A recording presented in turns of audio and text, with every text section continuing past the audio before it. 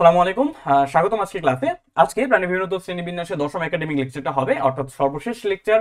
এবং আজকে তোমরা হয়তো থাম্বনেল দেখে বুঝেছো, বা আমি যেখানে আসলে ডেসক্রিপশন দিয়ে রেখেছি সেখানে বলে রেখেছি, আজকে জাস্ট আমরা রিভিউ ক্লাস নিব। অর্থাৎ আমরা পুরোটা অধ্যায় 9টা ক্লাসে পড়েছি। প্রত্যেকটা আম, প্রত্যেকটা পর্ব বলো, প্রত্যেকটা উপপর্ব, প্রত্যেকটা শ্রেণী আমরা ইন ডিটেলসে পড়েছি, প্রত্যেকটা এক্সাম্পল আমরা ইন ডিটেলসে পড়েছি। আমরা প্রত্যেকটা প্রত্যেকটা জিনিসের একটু লজিক্যাল এক্সপ্লেনেশন দেওয়ার চেষ্টা করেছি, হোক সেটা অনুন্নত বস্তু থেকে উন্নত বস্তুর দিকে, বা কেন আসলে একটা প্রাণী বিবর্তিত হইলো, তার প্রয়োজনটা কি ছিল। তো সবকিছু মিলে মোটামুটি 9টা লেকচার ক্লাস হয়েছে আগে। তোমরা যারা ভিডিওগুলো দেখো না, আমি আবার বলছি, তোমরা ভিডিওগুলো ইউটিউব থেকে অবশ্যই দেখে নিবে। এবং পরবর্তীতে তোমরা যখন দশম লেকচারটা করবে তখন তোমাদের কাছে আসলে এই অধ্যায়টা অনেকটা ইজিয়ার মনে হবে। কেমন? ওকে, যাই হোক, তো আমরা ক্লাসে ফিরে যাচ্ছি। তো আজকে আমাদের ক্লাসের টপিকটা হচ্ছে যে অধ্যায়ের রিভিউ ক্লাস। কেমন? কোন নির্দিষ্ট কোনো আসলে টপিকের উপর না, সম্পূর্ণটা অধ্যায় আমরা রিভিউ করব। বেশি সময় লাগবে না হয়তো। অবশ্যই পুরোটা ক্লাস জুড়ে থাকবে। যারা লাইভে আছো অবশ্যই লাইভটা একটু শেয়ার করে দিও, আর যারা পরবর্তীতে রেকর্ডেড দেখতেছো, হইতে পারে তোমরা এসএসসি 26 বা 27, যাই হোক, ভিডিওতে একটা লাইক করবা। আর অবশ্যই এই যে টুডলস একাডেমি যে গ্রুপটা রয়েছে আমাদের, সেই গ্রুপে জয়েন করবা, ফেসবুক গ্রুপে। আর টুডলস একাডেমি ইউটিউব চ্যানেলের লিঙ্কটা দেওয়া থাকবে, সেখানে একটু সাবস্ক্রাইব করে নিবা। কেমন? ওকে, ফাইন। তাহলে আমরা শুরু করতে পারি। দেখো, আমরা আসলে যারা প্রথম ক্লাসটা করেছে, তোমরা জানো আমরা আসলে ক্লাস অধ্যায়টা শুরু করেছিলাম এই স্লাইডটা দিয়ে। স্লাইডের টপিক ছিল অধ্যায় পরিচিতি। তো আসলে আমরা এই যে প্রাণীর বিভিন্নতা শ্রেণী বিন্যাস বলতেছি, কেন আসলে প্রাণীতে তো বিভিন্নতা আসলো, বা আসলে এই আমাদের এই জীব জগতে কেন আসলে বিভিন্নতাটা আসলো। তো তুমি জানো যে সৃষ্টিকর্তা আহ, যখন আসলে এই পৃথিবী কিংবা বিশ্ব ব্রহ্মাণ্ড সৃষ্টি করেছেন, তিনি প্রত্যেকটা প্রত্যেকটা সৃষ্টিকে তার আসলে কোন একটা নির্দিষ্ট উদ্দেশ্যে সৃষ্টি করেছেন। হ্যাঁ, প্রত্যেকটা সৃষ্টির নিজস্ব একটা অবদান রয়েছে, সেটা হোক তার পরিবেশে, সেটা হোক তার বাস্তুতন্ত্রে, বা সেটা ওভারঅল অন্য জীবের জীবনে হোক বা যাই হোক। তো প্রত্যেকটা জীবের একটা ইম্পর্টেন্স রয়েছে। তো তার ভিত্তিতে আমরা বেসিক্যালি যে এই যে বিশ্ব ব্রহ্মাণ্ডের যে যত জীব রয়েছে, সেগুলোকে আমরা টোটাল 5টা রাজ্য শ্রেণী বিন্যাসের অধীনে 5টা রাজ্যে ভাগ করেছিলাম, তাই না? এটা নিয়ে আশা করি তোমাদের ধারণা আছে। তো 5টা রাজ্যের ভিতরে আমরা কি বলেছিলাম, যে 5টা রাজ্যের ভিতরে আমাদের প্রথম রাজ্যটা ছিল, যেটা আসলে আমাদের বলতে পারি যে আদিকোষী যে জীবদের নিয়ে যে রাজ্যটা গঠিত হয়েছিল, সেটাকে আমরা বলেছিলাম প্রোটিস্টা। হ্যাঁ, আদিকোষী যে জীবগুলো রয়েছে তার ভিতরে কি ইনক্লুডেড ছিল? তার ভিতরে ছিল আমাদের যে কি বলে এটাকে, বন্ধু ভাবো বা শত্রু ভাবো, যাই ভাবো না কেন, সেটা ছিল ব্যাকটেরিয়া, তাই না? তাহলে আমাদের 5টা শ্রেণীবিন্যাসে একটা রাজ্য ছিল আমাদের সে প্রোটিস্টা, যেখানে সমস্ত ব্যাকটেরিয়া অর্থাৎ সমস্ত আদিকোষী জীবকে ইনক্লুড করা হয়েছিল। কেমন? আচ্ছা, তার পরবর্তীতে আমাদের আরেকটা রাজ্য ছিল, সরি আমি ব্যাকটেরিয়াটা আসলে ভুল ইয়েতে দাগ দিয়েছি। হ্যাঁ, আচ্ছা, আমাদের একটা ছিল হচ্ছে ব্যাকটেরিয়া। ওকে, তো এটাকে ব্যাকটেরিয়া দেন হচ্ছে আমরা আরেকটা রাজ্য করেছিলাম, সেটা কি ছিল? এই যে ব্যাকটেরিয়ার যে রাজ্য, এটাকে আমরা বলেছি, একটা নাম দেওয়া হয়েছিল, সেটা বলছিলাম আমরা মনেরা। কেমন? এটাকে মনেরা রাজ্যের ইনক্লুডেড করা হয়েছিল, বা মনেরা রাজ্যের অধীনে বর্ণনা করা হয়েছে। ওকে, তারপরে আমাদের আরেকটা রাজ্য ছিল, সেটা ছিল প্রোটিস্টা, অর্থাৎ ব্যাকটেরিয়ার চেয়ে কিছুটা উন্নত বৈশিষ্ট্য সম্পন্ন যে পর্বগুলো, যে প্রাণীগুলো ছিল। অর্থাৎ তোমার ব্যাকটেরিয়া ছিল আদিকোষী, তাহলে আমরা এর চেয়ে একটু উন্নত যাবো, অর্থাৎ আমরা প্রকৃতকোষী জীবের প্রকৃতকোষী প্রাণীর ক্ষেত্রে চিন্তা করব। অর্থাৎ প্রকৃতকোষী এবং অনুন্নত যত প্রাণী গোষ্ঠী রয়েছে, সেগুলোকে মানে জীবগোষ্ঠী রয়েছে, সেগুলোকে আমরা প্রোটিস্টা রাজ্যের অধীনে আলোচনা করেছি। কেমন? তারপরে চলে আসলো আরেকটু উন্নত জীবগোষ্ঠী, সেটা হচ্ছে ফানজাই, বা আমরা যাদেরকে বলতে পারি ছত্রাক। তো সমস্ত ছত্রাককে আলাদা আরেকটা রাজ্যে স্থান দিয়েছি, সেটাকে বলা হয় ফানজাই। তারপরে ফানজাইয়ের চেয়ে আরেকটু উন্নত যদি আমরা বলি, তখন আমাদের যেতে হবে আসলে প্রকৃত সালোক সংশ্লেষণকারী জীবগুলোকে। কেমন? তো প্রকৃত অর্থে সালোক সংশ্লেষণকারী যে জীব, সেগুলোকে ইনক্লুড করা হয়েছে প্ল্যান্টি নামক রাজ্যে।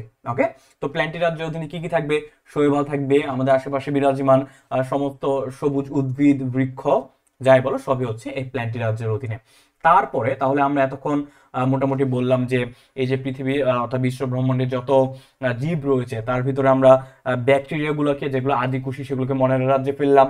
আদিকোষীর চেয়ে একটু উন্নত অর্থাৎ প্রকৃতকোষী, বাট প্রকৃতকোষী হওয়া সত্ত্বেও তারা আসলে অনুন্নত যে সকল প্রাণী রয়েছে, সেগুলোকে আমরা ফেলেছি প্রোটিস্টাতে।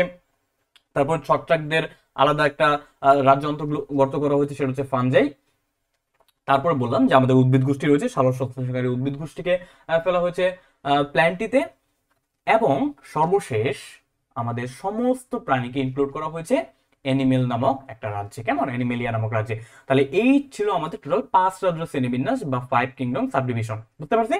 আচ্ছা, তো এই 5 রাজ্য শ্রেণীবিন্যাসের পরে যখন আমরা আসলে আমাদের এই জুলজি, আমাদের যে প্রথম অধ্যায় অর্থাৎ প্রাণী বিভিন্ন শ্রেণীবিন্যাস, সেখানে যাবতীয় আলোচনা কিন্তু আমাদের মোটামুটি অ্যানিমেলিয়া রাজ্য নিয়েই সীমাবদ্ধ থাকবে। তো তারপরে কি বলেছিলাম আমরা, এই যে অ্যানিমেলিয়া তাহলে হচ্ছে একটা কিংডম, তাই না? অ্যানিমেলিয়া হচ্ছে একটা কিংডম বা কিংডম বা রাজ্য, হ্যাঁ, কিংডম বা রাজ্য। ওকে, তো অ্যানিমেলিয়া কিংডমের অধীনে তাহলে কি থাকবে ভাই? কিংডমের অধীনে আমরা হয়তো তোমরা পড়েছো যে অ্যানিমেলিয়া কিংডমের অধীনে টোটাল ফাইলাম থাকবে হচ্ছে 33টা, কেমন? আমি জাস্ট একটু রিক্যাপিচুলেশন করার বা রিক্যাপিচুলেট করে দেওয়ার চেষ্টা করছি। তো অ্যানিমেলিয়া কিংডমের অধীনে আমাদের টোটাল 33টা ফাইলাম ছিল, 33টা ফাইলাম ছিল, তোমাদের আশা করি মনে আছে। ওকে, এই 33টা ফাইলামের ভিতরে আমরা বলেছিলাম যে আমরা এটাকে আবার ফার্দার দুইটা ভাগে ভাগ করব, কিসের ভিত্তিতে? নটোকর্ডের উপস্থিতি এবং অনুপস্থিতির ভিত্তিতে, তাই না? কি কি বলেছিলাম? 33টা ফাইলাম, 33টা ফাইলামকে আমরা আসলে বেসিক্যালি দুইটা ভাগে ভাগ করব, কিছু হবে মেজর ফাইলাম, কিছু হবে মাইনর ফাইলাম। হ্যাঁ, সরি আমি একটু স্লিপ অফ টাং বলে ফেলেছি, যাই হোক। তো 33টা ফাইলামের ভিতরে আমাদের মেজর ফাইলাম থাকবে হচ্ছে কয়টা? আমাদের ভাইয়া মেজর ফাইলাম থাকবে হচ্ছে 9টা। মেজর ফাইলাম 9টা, আর মাইনর হচ্ছে 24টা, কেমন? তো আমরা এগুলোকে মেজর কেন বলেছি বলতো? মেজর বলছি কারণ হচ্ছে এদের প্রজাতির সংখ্যা বেশি, বা এর এর অন্তর্গত যে জীব রয়েছে তাদের সংখ্যা বেশি, তারা বাস্তুতান্ত্রিকভাবে গুরুত্বপূর্ণ, আমাদের জন্য গুরুত্বপূর্ণ, কেমন? আচ্ছা, এই যে মেজর ফাইলাম যে রয়েছে, সেই মেজর ফাইলামের ভিতরে আবার আমরা এখানে নটোকর্ডের উপস্থিতি এবং অনুপস্থিতির ভিত্তিতে আমরা আবার দুইটা সাবডিভিশন করেছি, তাই না? যাদের নটোকর্ড নেই তাদেরকে আমরা বলেছি নন কর্ডেট, হ্যাঁ, যাদের নটোকর্ড নেই তাদেরকে আমরা বলেছি নন কর্ডেট,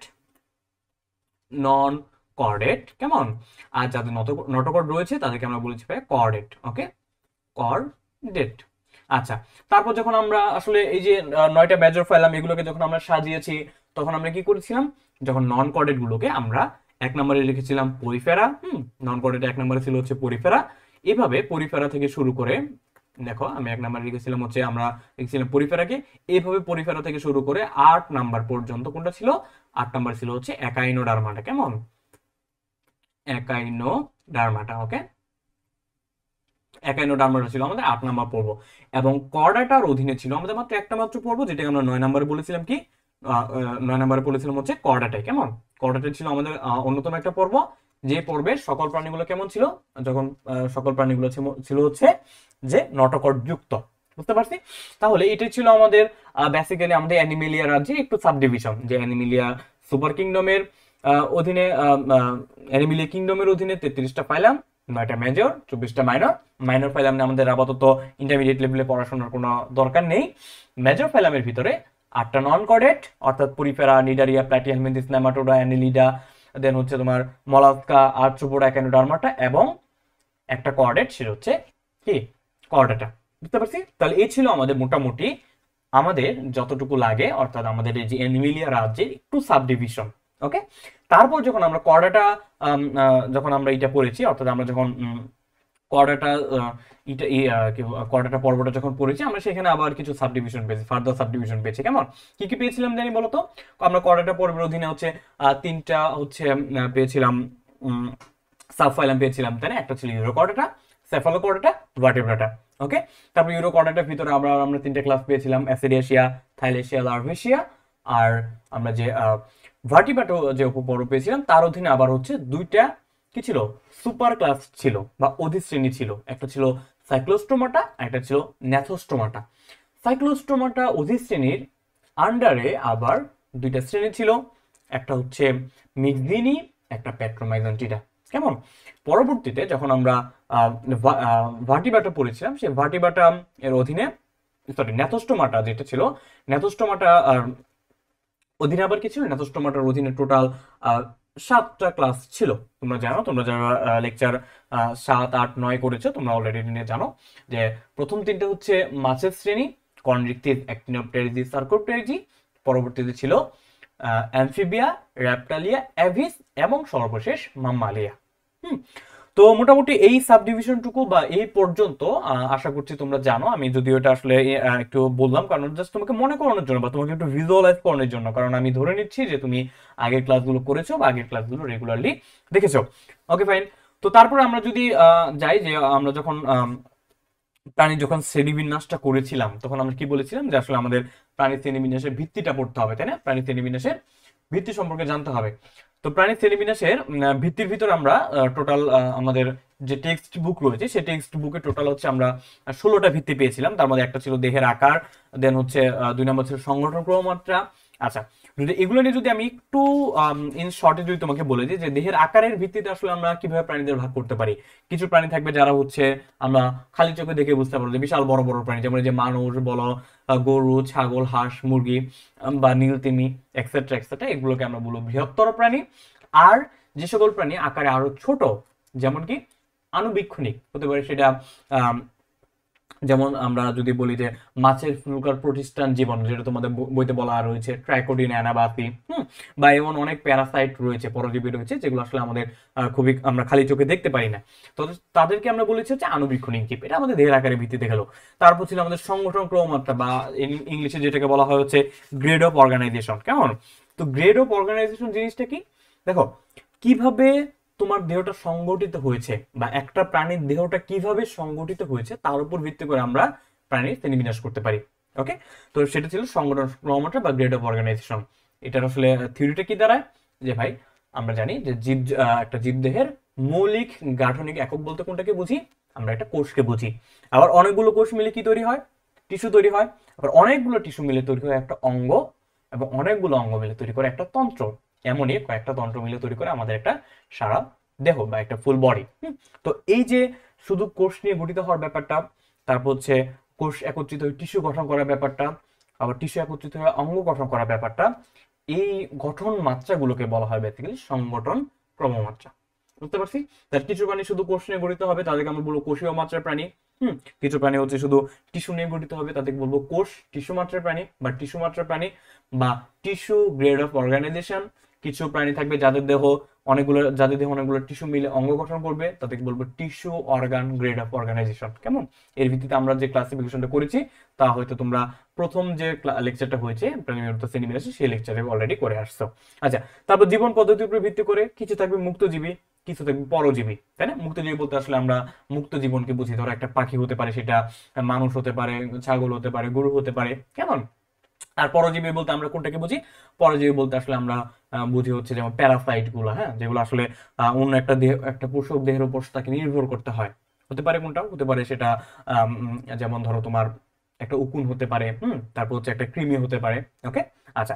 তারপর ক্লিভেজ ও ভ্রূণীয় বিকাশ নিয়ে আমরা বলেছিলাম যে ক্লিভেজ জিনিসটা ছিল আমাদের যে ভাইয়া আমাদের যখন একটা শুক্রাণু একটা ডিম্বাণু মিলে যখন জাইগোট তৈরি করলো, সে জাইগোটটা যে ক্রমাগত মাইটোসিস কোষ বিভাজনের মাধ্যমে একটা পূর্ণাঙ্গ ভ্রূণ তৈরি করবে। তাহলে একটা জাইগোট, এককোষী একটা জাইগোট থেকে যে একটা পূর্ণাঙ্গ ভ্রূণ তৈরি হবে, এই পর্যায়ে যতগুলা ক্রমান্বয়ে কোষ বিভাজন হবে, এই কোষ বিভাজনের গুলোকে বা এই মাইটোটিক কোষ বিভাজন গুলোকে বা প্রত্যেকটা ধাপকে বলা হবে ক্লিভেজ। কেমন? আচ্ছা, তো ক্লিভেজ নিয়ে আসলে আমরা সেই ক্লাসে ডিটেলসে বলেছি, তো এখন আসলে যাচ্ছি না ক্লিভেজের ডিটেলসে। তারপর দেখো ভ্রূণস্তর। তো ভ্রূণস্তরের ভিত্তিতে আমরা কি বলেছিলাম যে ভাই আমরা জানি যে আমাদের প্রথমে জাইগোট হবে, জাইগোট থেকে ক্লিভেজ হয়ে আর ক্লিভেজটি যখন 16 কোষ বিশিষ্ট অবস্থা হবে তখন সেটাকে আমরা বলবো মরুলা। মরুলার পরে যখন আমাদের এই যে মরুলা একটা 16 কোষ বিশিষ্ট একটা কোষপিণ্ড হবে, তার ভিতরে যখন একটা ক্যাভিটি ডেভেলপ করবে, অর্থাৎ তার ভিতরে যখন একটা ছিদ্র ডেভেলপ করবে, তখন সেটাকে আমরা কি বলবো? ব্লাস্টোলা। আমরা বলেছিলাম, তোমরা যারা ক্লাসটা করো না অবশ্যই করবা, করলে তোমাদের কনফিউশন ক্লিয়ার হয়ে যাবে। আচ্ছা, ব্লাস্টোলা পরবর্তী দশা কি ছিল? ব্লাস্টোলার পরবর্তী দশা ছিল হচ্ছে গ্যাস্ট্রোলা। এই গ্যাস্ট্রোলা দশায় কি হয়েছিল? গ্যাস্ট্রোলা দশায় আমি যদি একটু লিখে দেই, গ্যাস্ট্রোলা দশায় আমরা যারা ত্রিস্তরী প্রাণী রয়েছে তাদের তাদের ভ্রূণ অবস্থায় কোষগুলো 3টা স্তরে বিন্যস্ত হয়েছিল। ওকে, সবার বাইরেটাকে আমরা বলেছিলাম অ্যাক্টোডার্ম। কেমন? তার তারপরের লেয়ারটাকে আমরা বলেছি মেসোডার্ম, ত্রিস্তরী প্রাণীর ক্ষেত্রে আর কি মেসোডার্ম, এবং সবার ভিতরের লেয়ারটাকে আমরা বলেছি এন্ডোডার্ম, অর্থাৎ কোষের লেয়ার বা কোষ স্তর। কেমন? সেগুলোকে আমরা বলেছি ভ্রূণ স্তর। কেন? কারণ ভ্রূণ অবস্থায় আমাদের কোষগুলো এই 3টা মাত্র কোষের স্তরে বিন্যস্ত ছিল। কাদের ক্ষেত্রে? ত্রিস্তরী প্রাণীদের ক্ষেত্রে। আর যারা দ্বিস্তরী প্রাণী ছিল তাদের ক্ষেত্রে কি হয়েছিল?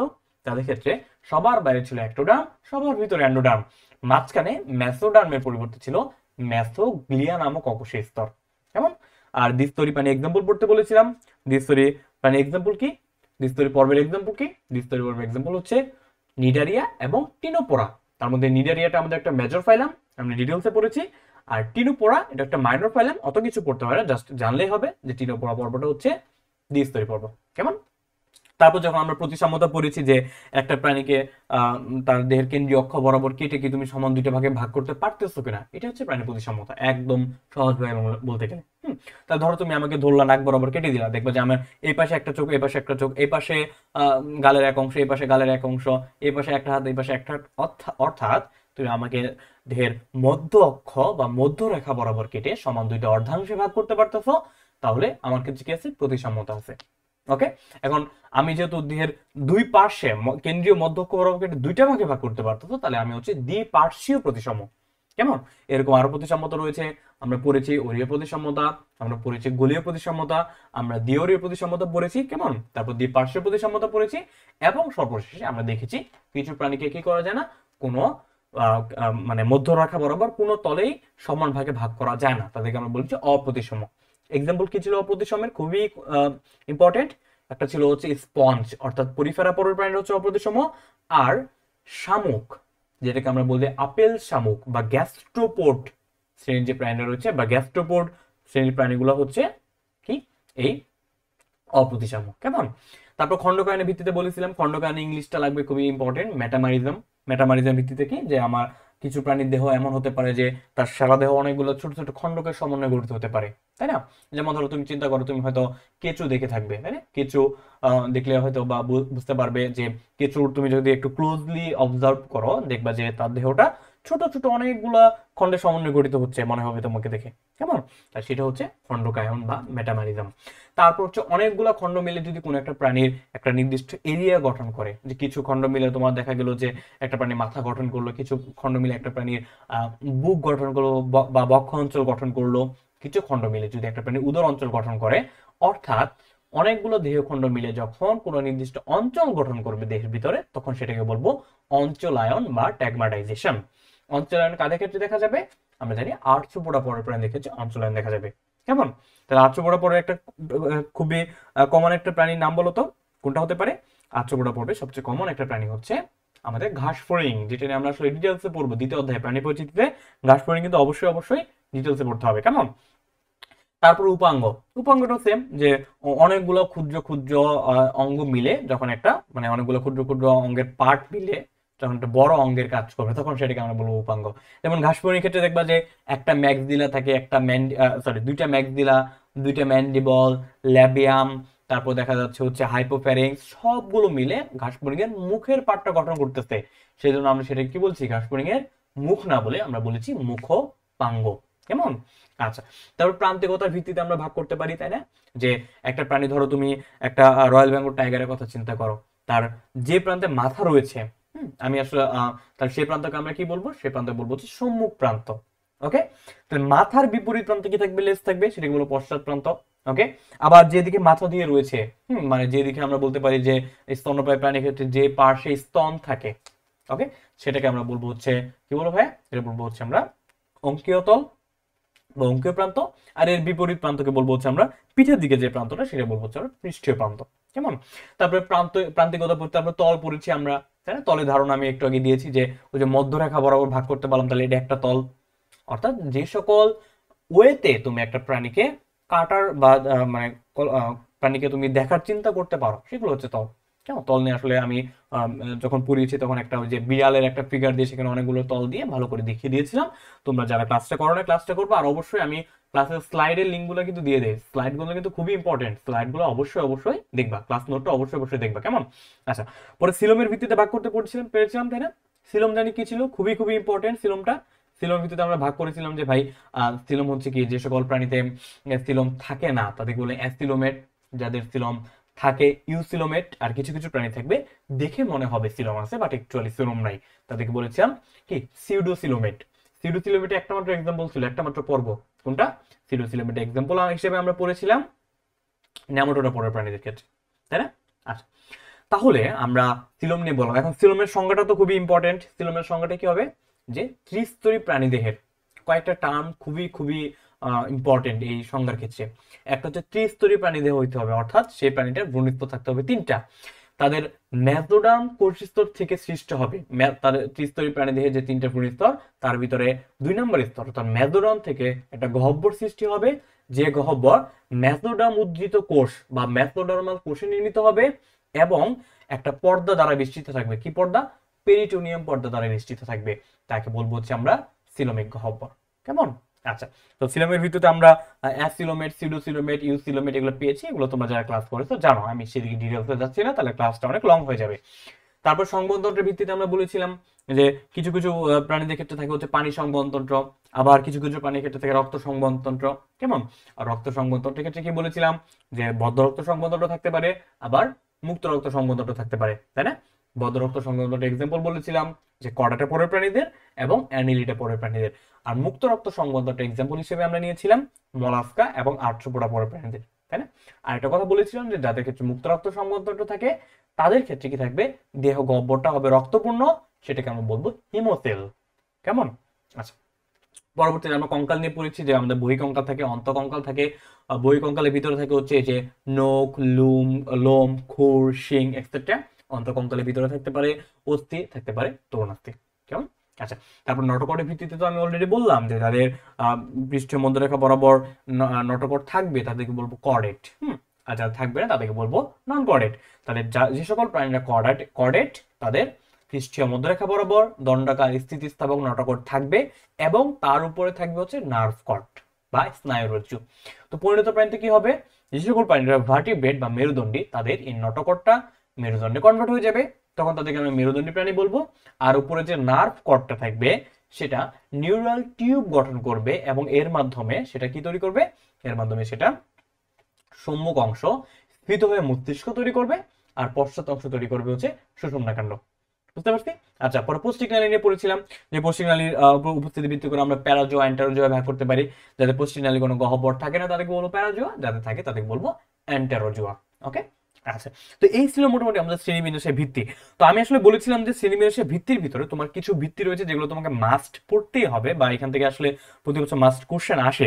আমি যদি একটু দাগিয়ে দিই, দেখো একটা হচ্ছে এই যে ক্লিভেজ ও ভ্রূণীয় বিকাশ, খুবই খুবই ইম্পর্টেন্ট। দেখো এগুলি স্টার দিয়ে রাখবা, কেমন? এগুলি স্টার দিয়ে রাখবা। তারপর আমাদের পড়তে হবে যে ভ্রূণ স্তরের ভিত্তিতে যে আমাদের শ্রেণীবিন্যাসের ভিত্তিটা রয়েছে সেটা। তারপরে পড়তে হবে প্রতিসাম্যতা, কেমন? এগুলো কোনোভাবে ভুল করা চলবে না। তারপর পড়তে হবে সিলম। সিলমটা কোনোভাবে ভুল করা যাবে না, এই সিলম থেকে প্রতি বছরই কোশ্চেন আসে। তারপরে আমাদের সংবহনতন্ত্রটা একটু পড়ার চেষ্টা করবা। সংবহনতন্ত্রের ভিত্তিতে আসলে যে আমরা যে বলেছি বদ্ধ রক্ত সংবহনতন্ত্র কাজে থাকে, মুক্ত রক্ত সংবহনতন্ত্র কাজে থাকে, হিমোসিল কি, এগুলো নিয়ে একটু পড়তে হবে। কেমন? আচ্ছা, তারপরে যদি আমরা যাই, দেখো তারপরে আমরা পাবো হচ্ছে আমরা যে একটু আগে প্রাণীর শ্রেণীবিন্যাসে কিছুটা কথাবার্তা বলে আসছিলাম যে আমাদের টোটাল 33টা ফাইলাম থেকে অ্যানিমেলিয়া রাজ্যের অধীনে। সেই 33টা ফাইলামের ভিতরে 9টা ছিল আমাদের কি মেজর ফাইলাম আর বাকি 24টা হচ্ছে মাইনর ফাইলাম। তো আমাদের মাইনর ফাইলাম নিয়ে তেমন আসলে পড়ার ইন্টারমিডিয়েট লেভেলে কিছু নেই, বাট এই যে মেজর ফাইলাম রয়েছে সেই মেজর ফাইলামকে আবার নটোকর্ডের উপস্থিতির ভিত্তিতে একটা প্রথম 8টাকে বলেছি নন কর্ডেট, কারণ তাদের কোনো নটোকর্ড নেই। আর 9 নম্বর পর্বটা হচ্ছে কর্ডেট। ওকে, আচ্ছা, তো এখন আমাদের ক্ষেত্রে এই নন কর্ডেট এবং কর্ডেট প্রত্যেকটা পর্বের বৈশিষ্ট্যগুলো জানাটা খুবই খুবই জরুরি।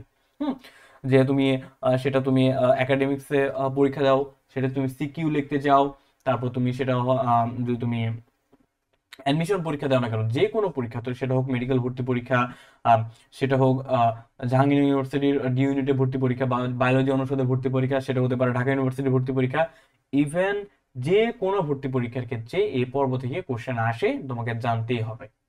প্রত্যেকটা পর্ব জানতে হবে। আর অবশ্যই চেষ্টা করবা প্রত্যেকটা পর্ব পড়ার সময় আমার ট্রিক্সটা অ্যাপ্লাই করতে। কোনটা? ভিজুয়ালাইজ করা।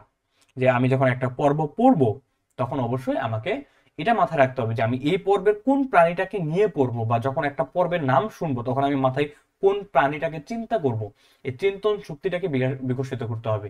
তাহলে আলটিমেটলি তুমি যত ট্রেকি কোশ্চেনে হোক তুমি কোশ্চেনটা ধরতে পারবে, যত চিপা চাপা থেকে ইনফরমেশনটা আসুক না কেন তুমি সেটা আনসার করে আসতে পারবে। কেমন? আচ্ছা, তো দেখো আমি আসলে এখানে পর্বের একটা ওভারভিউ দিয়ে রেখেছি। যে প্রথমে আমরা পরিফেরা পর্ব, আমাদের 1 নম্বর মেজর ফাইলামের ভিতরে 1 নম্বর পর্ব ছিল পরিফেরা। তো পরিফেরা নিয়ে যদি আমি বলি, দেখো কি কি লিখে দিয়েছি। যে পরিফেরা ক্ষেত্রে কি থাকবে, যে এটা হচ্ছে দেহতলে অস্ট্রে নামক অসংখ্য ছিদ্র থাকবে, তাই না? কারণ আমরা জানি পরিফেরা কথাটা আসছে হচ্ছে পোর থেকে, তাই না? পরিফেরা এই কথাটা আসছে কোথা থেকে? পোর থেকে। হ্যাঁ, পোর থেকে। পোর। পোর মানে কি ভাই? পোর মানে হচ্ছে ছিদ্র। ওকে, তার মানে যে সকল প্রাণীতে সারাদের ছিদ্র থাকবে তাদেরকে বলবো হচ্ছে আমরা পরিফেরা পোরের প্রাণী। তো দেখো সেজন্য সারাদের ছিদ্র থাকবে পরিফেরা পোরের প্রাণীদের, সেই ছিদ্রের নাম কি হবে? অস্টিয়া। তারপরে কি থাকবে? এদের দেহে বিশেষ ধরনের নালীতন্ত্র বা ক্যানাল সিস্টেম থাকবে। আমি বলেছিলাম যখন একটা তোমার পরিফেরা পোরের প্রাণী দেখবা, দেখবা যে তাদের বাইরে থেকে যে ছিদ্রগুলো রয়েছে, আমি যদি একটু ফিগারটা আঁকাই, দেখো একটা তাদের ছবিটা এমন হবে দেখতে। হ্যাঁ, একটা পরিফেরা পরের প্রাণীর দেহটা এমন হতে পারে যে তা দেখো এই যে এইগুলো হচ্ছে তাদের অস্টিয়া নামক ছিদ্র। হ্যাঁ, এগুলো হচ্ছে অস্টিয়া নামক ছিদ্র। তার ভিতরে কি হবে? অস্টিয়া নামক ছিদ্র পর থেকে তাদের একটা নালী ঢুকবে দেহের ভিতরে, তাই না? নালী ঢুকবে, এভাবে নালী ঢুকবে, নালী ঢুকে দেহের ভিতরে মিলিত হবে। ওকে, দেহের ভিতরে মিলিত হবে নালী ঢুকে, বুঝতে পারছি? আচ্ছা, এই যে নালীগুলা, এই যে নালীগুলো, এগুলোকে আমরা বলবো কি? এগুলোকে বলবো হচ্ছে আমরা এদের নালী। এই নালীগুলো মিলে তাহলে কি গঠন করবে? এদের দেহের ভিতরে নালীতন্ত্র গঠন করবে বা ক্যানাল সিস্টেম গঠন করবে। তারপরে এই যে অন্তঃপ্রাচীর থাকবে, এদের যে দেহের অন্তঃপ্রাচীর থাকবে, অর্থাৎ ভিতরের দিকে যে প্রাচীরটা থাকবে, নালীর ভিতরের দিকে যে প্রাচীর, এখানে কি থাকবে? বিশেষ ধরনের কোয়ানোসাইট থাকবে, যেটা আরেকটা নাম হচ্ছে কলার কোষ। কেমন? কোয়ানোসাইট বা কলার কোষ থাকবে। ওকে, আচ্ছা, তারপর কি থাকবে? স্পিকিউল আর স্পঞ্জি নামক তন্তু থাকবে। স্পিকিউল নামক কাটা থাকবে দেহের বাইরের দিকে, আর স্পঞ্জি নামক জৈব তন্তু দিয়ে এদের দেহটা বেসিক্যালি গঠিত হবে। কেমন? আচ্ছা, এক্সাম্পল হিসেবে কি পড়তে বলছিলাম? স্কাইপা গ্যালাটোনিজম আর হচ্ছে স্পঞ্জিলা ফ্রেজালিস কিংবা ইউস্পঞ্জিলা অফিসিনালিস। তোমার যেটা ইচ্ছে সেটা মনে রাখবে। এক্সাম্পল মনে রাখাটা টোটালি তোমার উপর ডিপেন্ড করবে। আচ্ছা, তারপর যখন নিডারিয়া পর্বের প্রাণী ক্ষেত্রে পড়েছিলাম যে নিডারিয়া পর্বের ক্ষেত্রে আমাদের কমন একটা ব্যাপার বললো, যেটা আসলে শুধু নিডারিয়া পর্বের প্রাণীতে পাওয়া যায়। সেটা কি ভাইয়া? আমরা জানি নিডারিয়া পর্বের প্রাণী হচ্ছে একমাত্র মেজর ফাইলাম যারা দ্বিস্তরী। কেমন? দ্বিস্তরী প্রাণী বললে আমাদের নিডারিয়া পর্বটাকে বুঝতে হবে। তারপরে দেখো আমরা যদি নামটা একটু বিশ্লেষণ করি, আমরা প্রত্যেকটা নাম থেকে কিন্তু একটা ডেরিভেটিভস পাবো। যখন নিডারিয়া নামটা যখন বিশ্লেষণ করবো, নিড মানে কাটা আর এরিয়া মানে সংযুক্ত, তাহলে নিডারিয়ার মিনিটা কি হবে? কাটা সংযুক্ত প্রাণী বা কাটা যুক্ত প্রাণী, অর্থাৎ এদের দেহে কাটা থাকবে। কাটাটা কোনটা থাকবে? কাটা থাকবে হচ্ছে এই যে নিডোব্লাস্ট। নিডোব্লাস্ট থেকে আসবে নিডোসাইট। নিডোসাইটের ভিতরে থাকবে নেমাটোসিস্ট। তাহলে এদের নেমাটোসিস্ট নামক কাটা থাকবে। কেমন? আচ্ছা, তারপর দেখো এদের কি থাকবে? দেহের অভ্যন্তরে একটা গহ্বর থাকবে। তোমরা যদি একটু হাইড্রিয়াটাকে কল্পনা করো, তাহলে দেখবে যে দেহের অভ্যন্তরে একটা গহ্বর পাবা, সেটাকে আমরা বলেছিলাম সিলেন্টেরন। আর সিলেন্টেরনের আরেকটা নাম কি বলতো? আমি যখন অধ্যায়টা পড়িয়েছিলাম তখন বলেছিলাম সিলেন্টেরনকে বলা হবে পরিপাক সংবহন গহ্বর বা গ্যাস্ট্রোভাস্কুলার ক্যাভিটি, তাই না? আশা করছি এই নিয়ে তোমাদের আইডিয়া আছে অলরেডি। ওকে, তারপরে এরা কি বলবো এদের ক্ষেত্রে? এদের ক্ষেত্রে আমরা বলেছিলাম এদের সমুদ্রের রেইন ফরেস্ট বলা হয়, কারণ এরা যে আমাদের প্রবাল প্রাচীর থাকে সেই প্রবাল প্রাচীর গুলো গঠন করে। কেমন? মানে সমুদ্রের তলদেশে যে প্রাণী বৈশিষ্ট্য থাকে তার ম্যাক্সিমামই হচ্ছে এই নিডারিয়া পরের প্রাণীরা। ওকে, এক্সাম্পল হিসেবে আমাদের সবচেয়ে কমন যেটা হাইড্রা ভালগারিস, আমরা হাইড্রা নিয়ে পড়বো। কেমন? Hydra vulgaris. তারপর হচ্ছে আউরেলিয়া আউরিটা। এগুলো অবশ্যই জানতে হবে। তারপরে আমাদের কৃমির দুইটা পর্বের কথা বলেছিলাম, একটা ছিল প্ল্যাটিহেলমিনথিস আর একটা হচ্ছে নেমাটোডা। এরা হচ্ছে কৃমির পর্ব, তাই না? কৃমির পর্ব। আচ্ছা, তাহলে প্ল্যাটিহেলমিনথিস যদি আমরা একটু নামটা বিশ্লেষণ করি, আমরা বলেছিলাম প্ল্যাট মানে কথার অর্থ হচ্ছে তোমার গ্রিক প্ল্যাট মানে হচ্ছে ফ্ল্যাট, ফ্ল্যাট মানে হচ্ছে চ্যাপ্টা। তাহলে প্ল্যাটিহেলমিনথিস আর হেলমিনথিস মানে হচ্ছে কৃমি। কেমন? তাহলে প্ল্যাটিহেলমিনথিসের মিনিং কি হবে?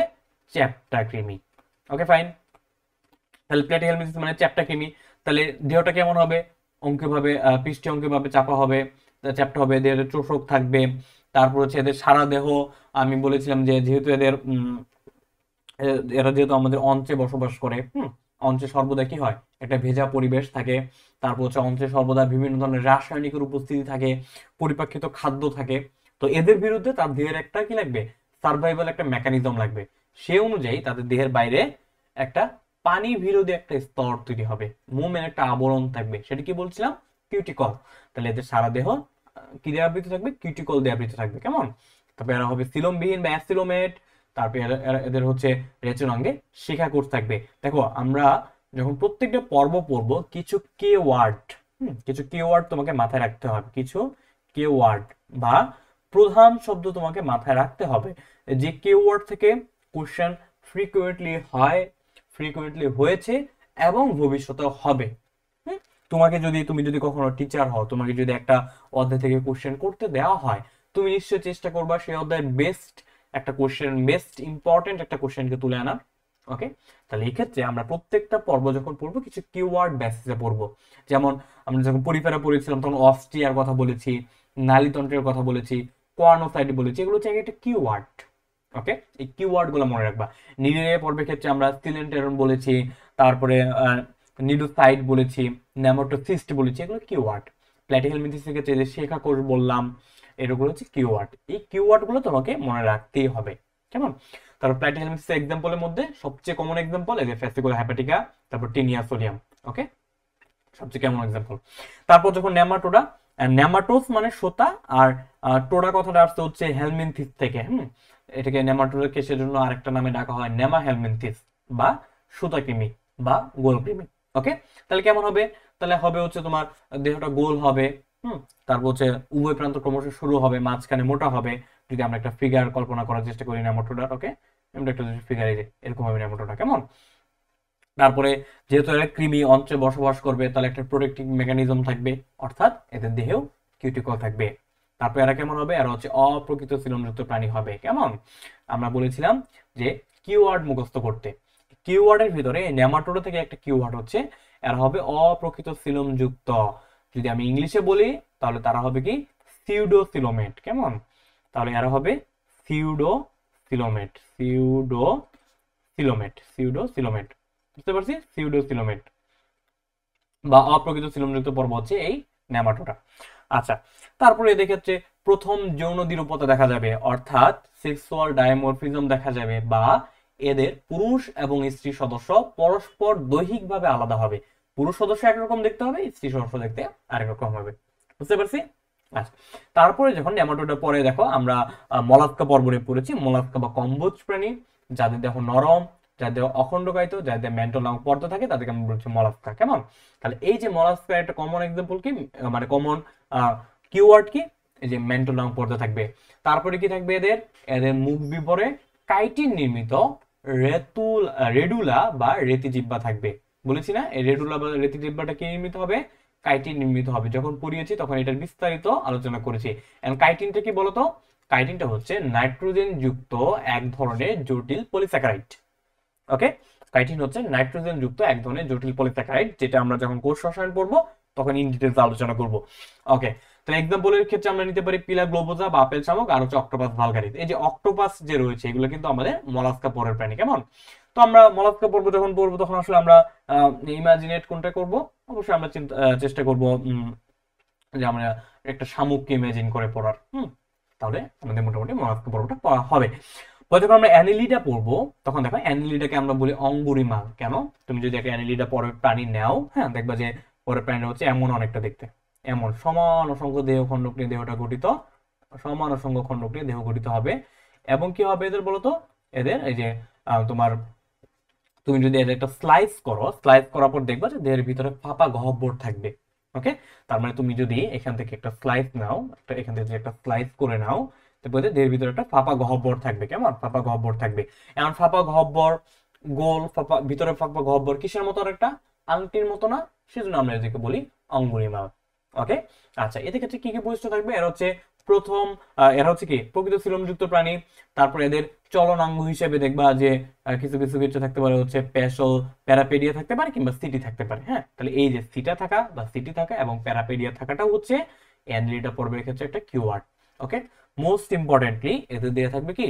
নেফ্রিডিয়া থাকবে, এদের রেচন অঙ্গে নেফ্রিডিয়া থাকবে।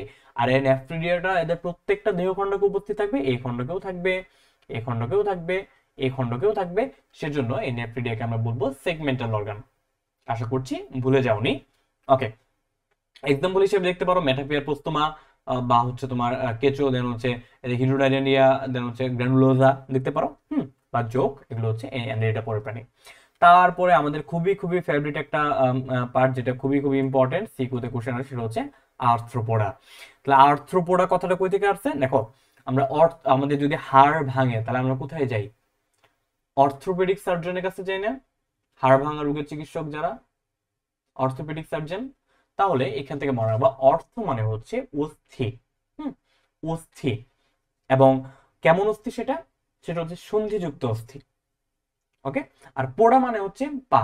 তাহলে যে সকল প্রাণীর পায়ের অস্থি সন্ধিযুক্ত হবে সেগুলোকে আমরা বলছি আর্থ্রোপোডা।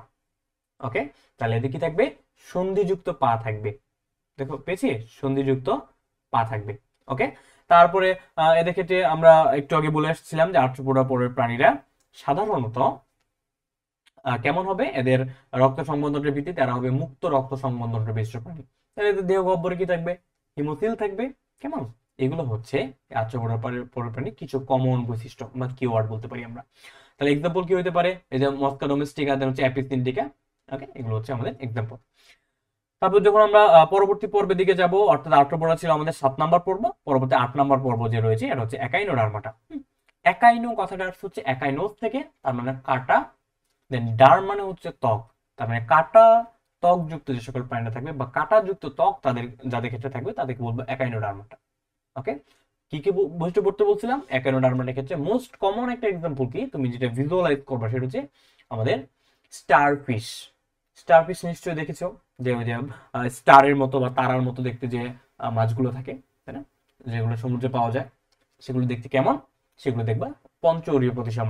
তাহলে পূর্ণাঙ্গ অবস্থায় প্রাণীগুলা পঞ্চরীয় প্রতিসময় থাকবে, বাট যখন এরা আসলে ভ্রূণ অবস্থায় থাকবে তখন সেটা কেমন হবে, তখন সেটা হবে দ্বিপার্শ্বীয় প্রতিসম।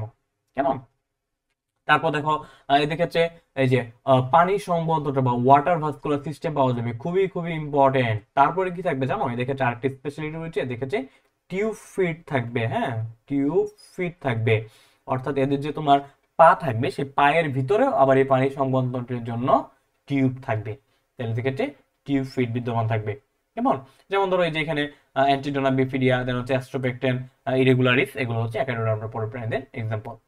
তারপরে দেখো আমরা টোটাল 8টা পর্ব পড়লাম। এই 8টা পর্ব ছিল কি, প্রথম 8টা পর্ব আমরা বলেছি নন কর্ডেট। তাহলে আমরা নটোকর্ড উপস্থিতির ভিত্তিতে 9 নম্বর যে পর্বটা পাবো সেটাকে আমরা বলবো কর্ডাটা বা কর্ডেট পর্ব। হ্যাঁ, তাহলে অবশ্যই এদের ক্ষেত্রে কি থাকবে, প্রথম বৈশিষ্ট্য আমরা নাম দেখে বুঝতেছি কর্ড থাকবে, কর্ড মানে কি নটোকর্ড থাকবে। তাহলে এদের নটোকর্ড থাকবে। নটোকর্ডের উপরে কি থাকবে বলেছিলাম, যে দেখো এটা যদি একটা নটোকর্ড হয়, এটা যদি একটা নটোকর্ড হয়, এটা যদি একটা নীল কালারটা যদি একটা নটোকর্ড হয়, তাহলে নটোকর্ডের উপরে কি থাকবে, পেঁচানো বা ফাঁপা এখানে নার্ভ কর্ড থাকবে। কেমন, নটোকর্ডের উপর থাকবে হচ্ছে নার্ভ কর্ড বা স্নায়ুরজ্জু। ওকে, আচ্ছা, তাহলে নটোকর্ডের উপরে পৃষ্ঠীয় ফাঁপা স্নায়ুরজ্জু থাকবে। দেখো, স্নায়ুরজ্জু থাকবে। তারপর কি থাকবে, তোমার ফুলকা থলি বা রন্ধ্র থাকতে পারে, যে কোনো দশা একটা পায়ু পশ্চাৎ লেজ থাকতে পারে। ওকে, যদিও কর্ডাটা পরে বিস্তৃত অনেক বেশি, আমরা কর্ডাটা পর্ব নিয়ে অনেক অনেক পড়েছি, প্রিভিয়াস ক্লাসগুলো যারা করেছো জানো। এক্সাম্পল হিসেবে তুমি মানুষের কথা চিন্তা করতে পারো, বা হোমোসেপিয়ান্স বা কলম্বোলিভিয়া কবুতর বা লাবিওরোহিতা রুই মাছ এক্সেট্রা এক্সেট্রা। আমাদের আশেপাশে আমরা যত প্রাণী দেখি হাঁটাচলা করতেছে, যত প্রাণী দেখি উঠতেছে, সবই হচ্ছে কর্ডাটা পরের প্রাণী। মোস্ট কমনলি মনে রাখবো আমরা মানুষকে দিয়ে। কেমন, আচ্ছা। পরে আবার কর্ডাটা পর্বকে আমরা জানি যে উপপর্বে ভাগ করা হয়েছে, ইউরোকর্ডাটা, সেফালোকর্ডাটা, ভার্টিব্রাটা। আবার তাদের অধীনে আবার সুপার ক্লাস রয়েছে, আবার তাদের অধীনে ক্লাস রয়েছে। তো সেদিকে আপাতত যাচ্ছি না। তো তারপরে যখন দেখো আমরা এখন আসলে টোটাল 9টা পর্ব পড়লাম, তার মধ্যে প্রথম 8টা ফাইলাম হচ্ছে নন কর্ডেট, এবং পরবর্তী যে 9 নম্বরটা হচ্ছে কর্ডেট। এখন দেখো এই যে কোয়াডাটা পর্ব যে প্রাণীটা রয়েছে যাদের ক্ষেত্রে নটোকর্ড থাকে, তাদের ক্ষেত্রে যদি কোনো জীবনে কোনো একটা স্টেজে যায় এই নটোকর্ডটা মেরুদণ্ডে পরিণত হয়, তাদেরকে আমরা বলবো মেরুদণ্ডী। আর যে নটোকর্ডটা মেরুদণ্ডে পরিণত না হয় তাহলে সেটাকে আমরা বলবো অমেরুদণ্ডী। কেমন, তাহলে অমেরুদণ্ডী আর মেরুদণ্ডী পার্থক্যটা তুমি এখান থেকে দেখতে পারবা। তো এখানে এই চারটা একটু দেখে নিবা। তো এখানে আপাতত এটা নিয়ে ডিটেলসে বলতেছি না। কেমন, আচ্ছা। তো তারপর যদি আমরা যাই তাহলে অমেরুদণ্ডী মেরুদণ্ডের মধ্যে পার্থক্যটা আমরা এখান থেকে দেখে নিলে ইনশাআল্লাহ পেরে যাব। তার মধ্যে বেসিক পার্থক্য কি থাকবে, যেটা অমেরুদণ্ডী তার নটোকর্ডটা মেরুদণ্ডীতে রূপান্তরিত হবে না, যেটা মেরুদণ্ডী তার নটোকর্ডটা মেরুদণ্ডীতে প্রতিস্থাপিত হবে। তারপরে যেটা তোমার যেটা নন কর্ডেট বা অমেরুদণ্ডীর ক্ষেত্রে হচ্ছে তোমার খুব ইম্পর্টেন্ট একটা পয়েন্ট আছে, দেখো 9 নম্বর পয়েন্টটা, যে এদের রক্তে হিমোগ্লোবিন থাকলে কই থাকবে, প্লাজমায় বা রক্ত রসে পাওয়া যাবে। বাট মেরুদণ্ডী প্রাণীদের ক্ষেত্রে আমরা বলেছি রক্তে হিমোগ্লোবিন থাকবে এবং সেটা অবশ্যই লোহিত রক্তকণিকায় পাওয়া যাবে। কেমন, সেটা অবশ্যই লোহিত রক্তকণিকা পাওয়া যাবে, লোহিত রক্তকণিকায় পাওয়া যাবে, তাই না? আচ্ছা, তো এটা ছিল মোটামুটি অমেরুদণ্ডী মেরুদণ্ডী প্রাণীর মধ্যে পার্থক্যগুলো। তোমরা বাকি পার্থক্যগুলো একটু দেখে নিবে। তারপর যদি আমি একটু বলি যে এখন আমরা এই যে মেরুদণ্ডী প্রাণীর ক্ষেত্রে আমরা কিছু সাব ডিভিশন করেছিলাম, যে মেরুদণ্ডী প্রাণী যাদেরকে আমরা বলেছিলাম ভার্টিব্রাটা, তাদের ক্ষেত্রে আমরা পেয়েছিলাম কি পেয়েছিলাম, আমরা দুইটা সুপার ক্লাস পেয়েছিলাম। একটা ছিল অ্যাগনাথা কিংবা সাইক্লোস্ট্রোমাটা বা গোলমুখযুক্ত মেরুদণ্ডী বা প্রকৃত চোয়াল বিহীন মেরুদণ্ডী, আর একটা ছিল ন্যাথোস্টোমাটা বা প্রকৃত চোয়ালযুক্ত মেরুদণ্ডী। তো সাইক্লোস্টোমাটার ভিতরে আবার দুইটা পর্ব ছিল আমাদের, সরি দুইটা ক্লাস ছিল। একটা হচ্ছে মিক্সিনি এবং আরেকটা হচ্ছে সেফালোস্পিডোমরফি, যেটা একটা নাম হচ্ছে পেট্রোমাইজন্টিরা। কেমন? মিক্সিনি কিংবা এটাকে সেফালোস্পিডোমরফিকে বলা হয় পেট্রোমাইজন্টিরা। পেট্রোমাইজন্টিরা, এটা আমরা অলরেডি জানি। তো মিক্সদিনি কি বৈশিষ্ট্য ছিল? দেখো, মিক্সদিনি কথাটা আসছে হচ্ছে মিগদা থেকে, গ্রিক মিগদা। মিগদা মানে পিচ্ছিল। তাহলে যাদের দেহ হবে পিচ্ছিল, যাদের দেহ হবে দুর্বল প্রকৃতির, যাদের মুখে চারজোড়া কোষিকা থাকবে, তাদেরকে আমরা বলবো মিক্সদিনি। কেমন? মিক্সদিনি পর্বে আরেকটা আর দুইটা নাম ছিল, এদেরকে আমরা হ্যাগফিশ বলতে পারি। কেন হ্যাগফিশ বলেছি? কারণ এই প্রাণীটা দেখতে আসলে খুবই কুৎসিত দেখতে, সেজন্য এদেরকে বলেছি হ্যাগফিশ। কিংবা এদেরকে স্লাইম ইলও বলা হয়, কারণ এরা আসলে কি ইল মাছেরই একটা প্রজাতি, বা এরা হচ্ছে ইল মাছ। আচ্ছা, তাহলে এক্সাম্পল হচ্ছে দেখো মিক্সিনি গ্লোটিনোজা, এক্সাম্পল হিসেবে মনে রাখতে পারো, বা তুমি যেটা ইচ্ছা মনে রাখবা। দেন পেট্রোমাইজন্টিরাতে আমরা পড়েছি যে এরা কেমন হবে। পেট্রোমাইজন্টিরা, এটার যদি আমরা মিনিংটা বের করার চেষ্টা করি, যে পেট্রো কথাটা আসছে হচ্ছে পাথর থেকে, মাইজন মানে হচ্ছে চোষক যুক্ত মুখ। তাহলে যে সকল প্রাণীতে এমন এক ধরনের চোষকযুক্ত মুখ থাকে যারা পাথরকে চুষতে পারে বা পাথরের গায়ে চোষকের মাধ্যমে আটকে থাকতে পারে, তাদেরকে আমরা বলবো পেট্রোমাইজন্টিরা। কেমন? তো এটার যে এক্সাম্পল বৈশিষ্ট্যগুলো রয়েছে সেগুলো অলরেডি হয়তো তোমরা জানো, যে পেট্রোমাইজন্টিরা পরের প্রাণীরা কি করে। এরা হচ্ছে, এদের গোল চোয়াল থাকে এবং মুখে কি থাকে, ক্যারাটিনময় দাঁত থাকে। গোল ক্যারাটিনময় দাঁত থাকে, কোনো ডেন্টিন নির্মিত নয়, কিন্তু ক্যারাটিনময় দাঁত থাকে। এরা বড় প্রাণীর দেহে কি হয়, বড় প্রাণীর দেহে চোষকের মাধ্যমে আটকে থেকে সেখান থেকে তারা পুষ্টি সরবরাহ করে রক্ত শুষে নেওয়ার মাধ্যমে। সেজন্য এই তোমার পেট্রোমাইজেন্টিরা বড় প্রাণীদের কিন্তু ভ্যাম্পায়ার বলা হয় বা রক্ত চোষক বলা হয়। কেমন? আচ্ছা, তারপরে আমরা যখন আমরা ন্যাথোস্টোমাটা বা প্রকৃত জলযুক্ত প্রাণীতে গেলাম, সেখানে আমরা তিনটা খুব বড় ক্লাস পেয়েছিলাম, যেটাকে আমরা তিনটা বেসিক মাছের ক্লাস বলি। হ্যাঁ, কোনটা কোনটা? একটা হচ্ছে কন্ড্রিকটিস, একটা ছিল অ্যাক্টিনোপটেরিজি এবং একটা হচ্ছে সার্কোপটেরিজি। তো কন্ড্রিকটিস কোনটা? কন্ড্রো কথাটা আসছে হচ্ছে তরুণাস্থি থেকে, আমরা অলরেডি জানি। ওকে, তাহলে কন্ড্রিকটিস হচ্ছে যাদের অন্তঃকঙ্কাল হবে তরুণাস্থিময় বা তরুণাস্থিময় মাছদের আমরা বলবো কন্ড্রিকটিস। বৈশিষ্ট্য কি থাকবে? কয়েকটা ক্রাইটেরিয়ার ভিত্তিতে বৈশিষ্ট্যগুলো পড়তে বলেছিলাম। ফার্স্ট অফ অল, অন্তঃকঙ্কাল কেমন কন্ড্রিকটিসের ক্ষেত্রে? তরুণাস্থিময়। এর আইসটা কেমন? কন্ড্রিকটিসের ক্ষেত্রে আইসটা হচ্ছে প্ল্যাকয়েড ধরনের। হ্যাঁ, তারপরে আমরা কন্ড্রিকটিসের ক্ষেত্রে লেজটা কেমন? লেজ হচ্ছে হেটারোসার্কাল ধরনের। দেখো, আমি একটা এরকম লেজ পড়িয়েছিলাম, তাই না? এরকম লেজের কথা বলেছিলাম। কেন হেটারোসার্কাল বলেছিলাম? কেন? কারণ হচ্ছে এ দেখো, এই যে লেজের যে পার্টটা রয়েছে সেটা কিন্তু আরেকটা পার্টের তুলনায় আকারে বড়। আচ্ছা, তো সেটাকে আমরা বলছিলাম হেটারোসার্কাল প্রকৃতির। কেমন? আচ্ছা, তো এগুলো ছিল মোটামুটি কন্ড্রিকটিসের বেসিক বৈশিষ্ট্য। তাছাড়া তুমি দেখতে পারো যে কন্ড্রিকটিসের ক্ষেত্রে যেহেতু লেজ বড়, তাহলে পানি বিভিন্ন গভীরতা যাতায়াতের জন্য সে তার এই লেজটাকে ব্যবহার করতে পারবে, যার ফলে তার কোনো পটকা বা বায়ুথলি প্রয়োজন হবে না। তাহলে কি হবে? কোনো বায়ুথলি থাকবে না। আচ্ছা, এক্সাম্পল হিসেবে আমরা এই যে স্কলিডন লেটিকুডাস দেখতে পারি, যেটা হচ্ছে আসলে আমাদের এই যে হাঙর। কেমন? যখন আমরা কন্ড্রিকটিস চিন্তা করব তখন আমরা হাঙর নিয়ে চিন্তা করব, হাঙর প্রাণীটা নিয়ে চিন্তা করব। কেমন? আচ্ছা, তারপর হচ্ছে অ্যাক্টিনোপটেরিজি। অ্যাক্টিন মানে রশ্মি, আর টেরিজি কথাটা আসছে হচ্ছে ট্যারন থেকে। ট্যারন মানে ডানা, আরেকটা অর্থে ট্যারন মানে হচ্ছে লেজ। তাহলে লেজ বা পাখনা। তাহলে অ্যাক্টিনোপটেরিজি বলতে আমরা কি বুঝবো? যে অ্যাক্টিন মানে রশ্মি, রশ্মিময় পাখনা যুক্ত যে সকল মাছ রয়েছে সেগুলোকে আমরা বলবো অ্যাক্টিনোপটেরিজি। তো আমরা অ্যাক্টিনোপটেরিজি যখন আমরা সেন্টের কথা পড়বো বা যখন আমরা সেন্টের কথা মনে হবে, তখন আমাদের কোনটা চিন্তা করতে হবে? অবশ্যই অবশ্যই আমাদের যে হয়তো রুই মাছ, না হয় ইলিশ মাছ, এগুলো নিয়ে কল্পনা করতে হবে। তাহলে প্রথমে আমরা বলে নিব যে অ্যাক্টিনোপটেরিজি পর্বের শ্রেণী মাছেরা কেমন। মাছেরা হচ্ছে রশ্মিময় পাখনা যুক্ত। তারপরে আমরা বলবো এদের তাহলে অন্তঃকঙ্কালটা কেমন? অন্তঃকঙ্কাল অস্থিময়। দেখো, আমরা কন্ড্রিকটিস একটু আগে বলেছি সেটার অন্তঃকঙ্কাল ছিল তরুণাস্থিময়। বাট যখন আমরা অ্যাক্টিনোপটেরিজি দিতে যাব, যখন আমরা সার্কোপটেরিজি দিতে যাব, তখন মনে রাখবা অন্তঃকঙ্কাল হবে অবশ্যই অবশ্যই অস্থিময়। সেজন্য এই অ্যাক্টিনোপটেরিজি এবং সার্কোপটেরিজি এই দুইটা শ্রেণীর মাছদের আরেকটা স্পেশাল নামে ডাকা হয়। কি বলা হয়? এদেরকে বলা হয় অস্টিকথিস। বুঝতে পারছি? আগের ছিল কন্ড্রিকথিস, পরের দুটো হবে অস্টিকথিস। অর্থাৎ অ্যাক্টিনোপটেরিজি এবং সার্কোপটেরিজি কম্বাইন্ডলি আমরা বলতে পারি অস্টিকথিস। ক্লিয়ার? আচ্ছা, তারপর আইসের কথা যদি বলি, অ্যাক্টিনোপটেরিজিতে কেমন আইস থাকে? সাইক্লোয়েড বা টিনয়েড। কিছু কিছু প্রজাতিতে অ্যাক্টিনোপটেরিজির ক্ষেত্রে গ্যানোয়েড থাকতে পারে, বাট গ্যানোয়েড আমরা অ্যাক্টিনোপটেরিজির ক্ষেত্রে বলবো না, আমরা এটা এই সার্কোপটেরিজির ক্ষেত্রে বলবো বেসিক্যালি। কেমন? আচ্ছা, তারপর অ্যাক্টিনিউড লেজটা কেমন হবে? দেখো এদের যে পুচ্ছ পাখনা বা লেজ, সেটার অংশ দুটো হবে পরস্পর সমান। দেখো দুটো অংশ পরস্পর সমান, বা বলবো আমরা হোমো সার্কাল ধরনের পুচ্ছ পাখনা থাকবে। বুঝতে পারছি? আগেরটা ছিল হেটারো সার্কাল, এখন এটা হবে হোমো সার্কাল। এরপর যখন আমরা সার্কোপটেরিজি পড়বো, সার্কোপটেরিজি ক্ষেত্রে কি পাবো তাহলে? সার্কোপ মিন্স হচ্ছে মাংসপিণ্ড, আর টেরিজি মানে তো ডানা বা পাখনা। তাহলে সার্কোপটেরিজি মানে কি হবে? মাংসল পাখনা বিশিষ্ট যে সকল মাছ তাদেরকে আমরা বলবো সার্কোপটেরিজি। ওকে, কি বৈশিষ্ট্য প্রথম বলবো? প্রথমে আমরা বলে নিব অন্তঃকঙ্কালটা কেমন, তো অস্থিময়, তাই না? আমরা জানি অ্যাক্টিনোপ্টেরিজি এবং সার্কোপটেরিজি হচ্ছে অস্থিময় অন্তঃকঙ্কাল যুক্ত। তারপর আমরা কি বলতে পারি? যদি আইস বলতে পারি, আইসটা কেমন হবে? আইসটা হবে গ্যানোয়েড প্রকৃতির। এদের আইসটা হবে কেমন? এদের আইসটা হবে গ্যানোয়েড প্রকৃতির। এদের গ্যানোয়েড প্রকৃতির আইস থাকবে। এখন এই যে গ্যানোয়েড প্রকৃতির যে আইস রয়েছে, সেটা আসলে তৈরি হবে কসমিন নামক এক ধরনের প্রোটিন দিয়ে। হ্যাঁ, আমি ক্লাসে ডিটেলস এক্সপ্লেন করেছি ছবি সহ।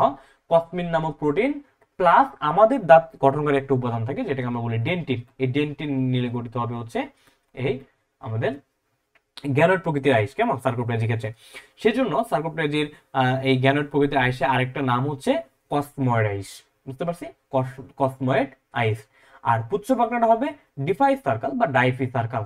অর্থাৎ এদের পুচ্ছ পাখনা ধরো, যদি একটা পুচ্ছ পাখনা এমন হয় এদের, হ্যাঁ, পুচ্ছ পাখনা ধরো আগে হচ্ছে এমন ছিল, বা এমন ছিল পুচ্ছ পাখনা, এমন ছিল, সেটা কি হয়ে গেছে? সেটা ফিউজ হয়ে গেছে, জোড়া লেগে গেছে, জোড়া লেগে একটা অভিন্ন পুচ্ছ পাখনা গঠন করছে। ওকে, অর্থাৎ পুচ্ছপাখনা অংশ দুটো জোড়া লেগে এরকম এক আকার হয়ে গেছে। সেজন্য আমরা এটাকে বলতেছি ডিফাই সার্কেল বা ডাইফি সার্কেল। ওকে, ডাই মানে দুই, সার্কেল মানে হচ্ছে, সার্কেল কথার অর্থ সার্কি থেকে, যার অর্থ হচ্ছে লেজ। তাহলে দুই লেজের দুইটা অংশ ফিউজ হয়ে একত্রিত হয়ে লেজটা গঠিত হয়েছে, এটাকে আমরা বলবো ডাইফি সার্কেল ধরনের লেজ পুচ্ছপাখনা। কেমন? বুঝতে পারছি? আচ্ছা, এই ছিল মোটামুটি মাছের পর্ব নিয়ে, মাছের শ্রেণী নিয়ে বিস্তারিত। তো টোটাল মাছের শ্রেণী টোটাল আমরা পাবো 5টা, মনে রাখবা। মিক্সিনি, দেন হচ্ছে সেফালোস্পিডোমরফি, বা এটাকে আরেকটা নামে রাখি পেট্রোমাইজোন্টিডা, দেন হচ্ছে কন্ড্রিকথিস, দেন হচ্ছে অ্যাক্টিনোপ্লেজি, আর হচ্ছে সার্কোপ্লেজি। ওকে, তার মধ্যে মিক্সিনি আর সেফালোস্পিডোমরফি বা মিক্সিনি এবং পেট্রোমাইজোন্টিডা, এই দুটো হচ্ছে গোল মুখযুক্ত মাছ, সাইক্লোস্টোমাটা। পরবর্তীতে কন্ড্রিকথিস, অ্যাক্টিনোপ্টেরাজি এবং সার্কোপ্টেরাজি, এই তিনটা হচ্ছে প্রকৃত চোয়ালযুক্ত মাছ বা ন্যাথোস্টোমাটা। কেমন? তাহলে এই পর্যন্ত যতগুলো পড়লাম সবগুলো হচ্ছে আমাদের মাছের শ্রেণী, অর্থাৎ জলজ প্রাণীর শ্রেণী। কেমন? আচ্ছা, তারপরে যখন আমরা যাব, যে দেখো এখন আমরা অস্থিময় এবং তৌনস্থিময় মাছের ভিতরে একটা কম্পারিজন দেখতে পারি। অস্থিময় মাছ আসলে আমরা, তৌনস্থিময় মাছ বলতে আসলে আমরা কন্ড্রিকথিস শ্রেণীকে বুঝবো, কন্ড্রিকথিস শ্রেণী, কন্ড্রিকথিস। কেমন? আর যখন অস্থিমযুক্ত মাছ বুঝবো, তখন আসলে আমরা চিন্তা করব হচ্ছে সার্কোপ্টেরিজি এবং অ্যাক্টিনোপ্টেরিজি। কেমন? আচ্ছা, তো এটা আসলে তোমরা এই চারটা দেখে হয়তো বুঝতেছো, আমরা একটু আগে যে কথাগুলো বললাম সেখানে আসলে এটা এখানে ইনক্লুড করা হয়েছে। যেমন কন্ড্রিকথিসের ক্ষেত্রে পুচ্ছপাখনা হচ্ছে হেটেরো সার্কেল ধরনের, হ্যাঁ, আর আমরা একটু আগে অ্যাক্টিনোপ্টেরিজি এবং সার্কোপ্টেরিজির ক্ষেত্রে বলে এসেছিলাম যে হোমো সার্কেল কিংবা সার্কোপ্টেরিজির ক্ষেত্রে ডিফাই সার্কেল বা ডাইফি সার্কেল। কেমন? আর বাকি যেগুলো আছে এগুলো আসলে তুমি একটু দেখলে বুঝতে পারবা। তো অবশ্যই এই পিডিএফটা একটু পড়ে নিবা। হ্যাঁ, পিডিএফটা একটু পড়ে নিবা। তারপর যখন যদি আমরা যাই, যে দেখো এরপরে আমাদের একটু এতক্ষণ আমরা মাছের 5টা শ্রেণী নিয়ে পড়লাম টোটাল, অর্থাৎ আমরা জলজ প্রাণী নিয়ে পড়লাম। মাছ মানে আমাদের জলজ প্রাণী। কেমন? তারপর এখন জলজ প্রাণী পড়লাম, জলজ প্রাণী পরে আমাদের কি করতে হবে? আমাদের বিবর্তনের ধারাবাহিকতায় প্রাণী কি করতে চাইবে? সে জল থেকে উঠে স্থলে পদার্পণ করতে চাইবে। ওকে, তাহলে থাকবে হচ্ছে স্থলজ প্রাণী, এবং তার হচ্ছে আরেকটু উন্নত বৈশিষ্ট্য স্বরূপ থাকবে হচ্ছে কি প্রাণী? খেচর প্রাণী বা আকাশে যে সকল প্রাণী উঠবে তারা। আচ্ছা, এখন দেখো এই যে জলজ প্রাণী মাছ এবং স্থলচর প্রাণী, এদের মাঝখানে কিছু একটা থাকতে পারবে না? যারা জীবনে কোনো একটা স্টেজে জলে বাস করবে, কোনো একটা স্টেজে তারা স্থলে থাকবে, অর্থাৎ তারা জীবনে দুইটা স্টেজ দুই জায়গায় পার করবে। তাদেরকে আমরা বলবো অ্যামফিবিয়া, বা যেটাকে আমরা বাংলায় করলে হয় উভয়চর। কেমন? উভয়চর। আর এই অ্যামফিবিয়া বা উভয়চর বললে আমাদের মাথায় কোনটা ভেসে আসা উচিত, বা কোনটা দিয়ে আমরা আসলে মনে রাখতে পারি, সেটা হচ্ছে আমাদের ব্যাং, ব্যাং মহাশয়। ওকে, এই ব্যাং মহাশয় দিয়ে আমরা অ্যামফিবিয়া বা উভয়চরটা মনে রাখবো। তাহলে দেখো তো এদের ইয়ে কেমন হবে। আমরা জানি যে তোমরা হয়তো ছোটবেলা ব্যাঙের লার্ভা দেখে থাকবে, যে একটা বদ্ধ জায়গায় যদি ব্যাঙ ডিম পারে সেখানে দেখবে ছোট ছোট পিচ্চি মাছের পোনার মতো দৌড়াচ্ছে কিছুটা, তাই না? এগুলো হচ্ছে ব্যাঙের লার্ভা। তার লার্ভা অবস্থায় ব্যাঙটা জলে থাকবে, বাট পরিণত অবস্থায় সে ডাঙায় উঠে আসবে। কেমন? আচ্ছা, তাহলে পরিণত অবস্থায় সে স্থলচর, আর ভ্রূণীয় অবস্থায় থাকবে কি জলচর। দেহত্বক হবে নরম, তারপর হবে আর্দ্র। দেখবা যে ব্যাঙে কিছু কিছু ব্যাঙ দেখবে যে সে তোমার ইয়েতে বসে আছে, যে শুষ্ক পরিবেশে বসে আছে, তারপরে দেখবে তার দেহে ভিজা ভিজা মনে হচ্ছে। কেন? কারণ তার দেহ হচ্ছে গ্রন্থিযুক্ত এবং দেহটা থাকবে সবসময় আর্দ্র। আর কিছু কিছু ব্যাঙ দেখবা আবার কি হয়, ব্যাঙ বা স্যালামান্ডারের ক্ষেত্রে দেখবা যে তাদের সারা দেহ বিচিত্র ধরনের রং যুক্ত, অর্থাৎ তাদের দেহে কি থাকবে, বিভিন্ন ধরনের বর্ণযুক্ত তোমার পিগমেন্ট থাকবে, বিভিন্ন রঙের পিগমেন্ট থাকবে। ওকে, আচ্ছা। তারপরে এরা হবে কেমন, এরা হচ্ছে শীতল রক্তবিষ্ট প্রাণী। কেমন? যেহেতু এরা কাইন্ড অফ যে মাছেরই একটা আপডেট ভার্সন, অর্থাৎ মাছ ছিল জলজ, সেখান থেকে আমরা স্থলজের দিকে যাচ্ছি, তার মাঝখানে এরা পড়ে গেছে। তাহলে মাছ যেহেতু জলচর প্রাণী, তাহলে তাদের রক্ত অবশ্যই শীতল হবে। কেন হবে, এটা লজিক্যাল এক্সপ্লেনেশন আমি কিন্তু ক্লাসে দিয়েছিলাম। যে দেখো, তুমি যখন একটা উষ্ণ রক্তের প্রাণীকে কি তুমি মাছে রাখতে পানিতে রাখতে পারবা না? কেন? সে সর্বদা তার দেহ থেকে উষ্ণতা হারাতে থাকবে, কারণ আমরা জানি পানি কি একটা হিটের একটা গ্রেট সিঙ্ক। ওকে, আচ্ছা। তো ব্যাংকটা তাহলে কেমন হবে, অ্যাক্টোথার্মিক, এবং হচ্ছে তোমার শীতল রক্তবিষ্ট প্রাণী। এখন এখন কথা হচ্ছে ভাই, অ্যাক্টোথার্মিক কেন বলছি আমরা? বলেছিলাম অ্যাক্টো মানে হচ্ছে কি, একটা মনে হচ্ছে বাহিরে, আর থার্মিক কথার অর্থ হচ্ছে টেম্পারেচার থেকে বাইরের টেম্পারেচার। অর্থাৎ এই সকল প্রাণীর দেহের টেম্পারেচার বা দেহের তাপমাত্রা পরিবেশের বা বাইরের তাপমাত্রার সাথে ওঠানামা করবে। অর্থাৎ যখন প্রচন্ড গরম পড়বে তখন দেখবে যে তার দেহের তাপমাত্রা অনেক বেড়ে গেছে, আবার যখন শীত পড়বে তার দেহের তাপমাত্রা অনেক কমে গেছে। কেমন?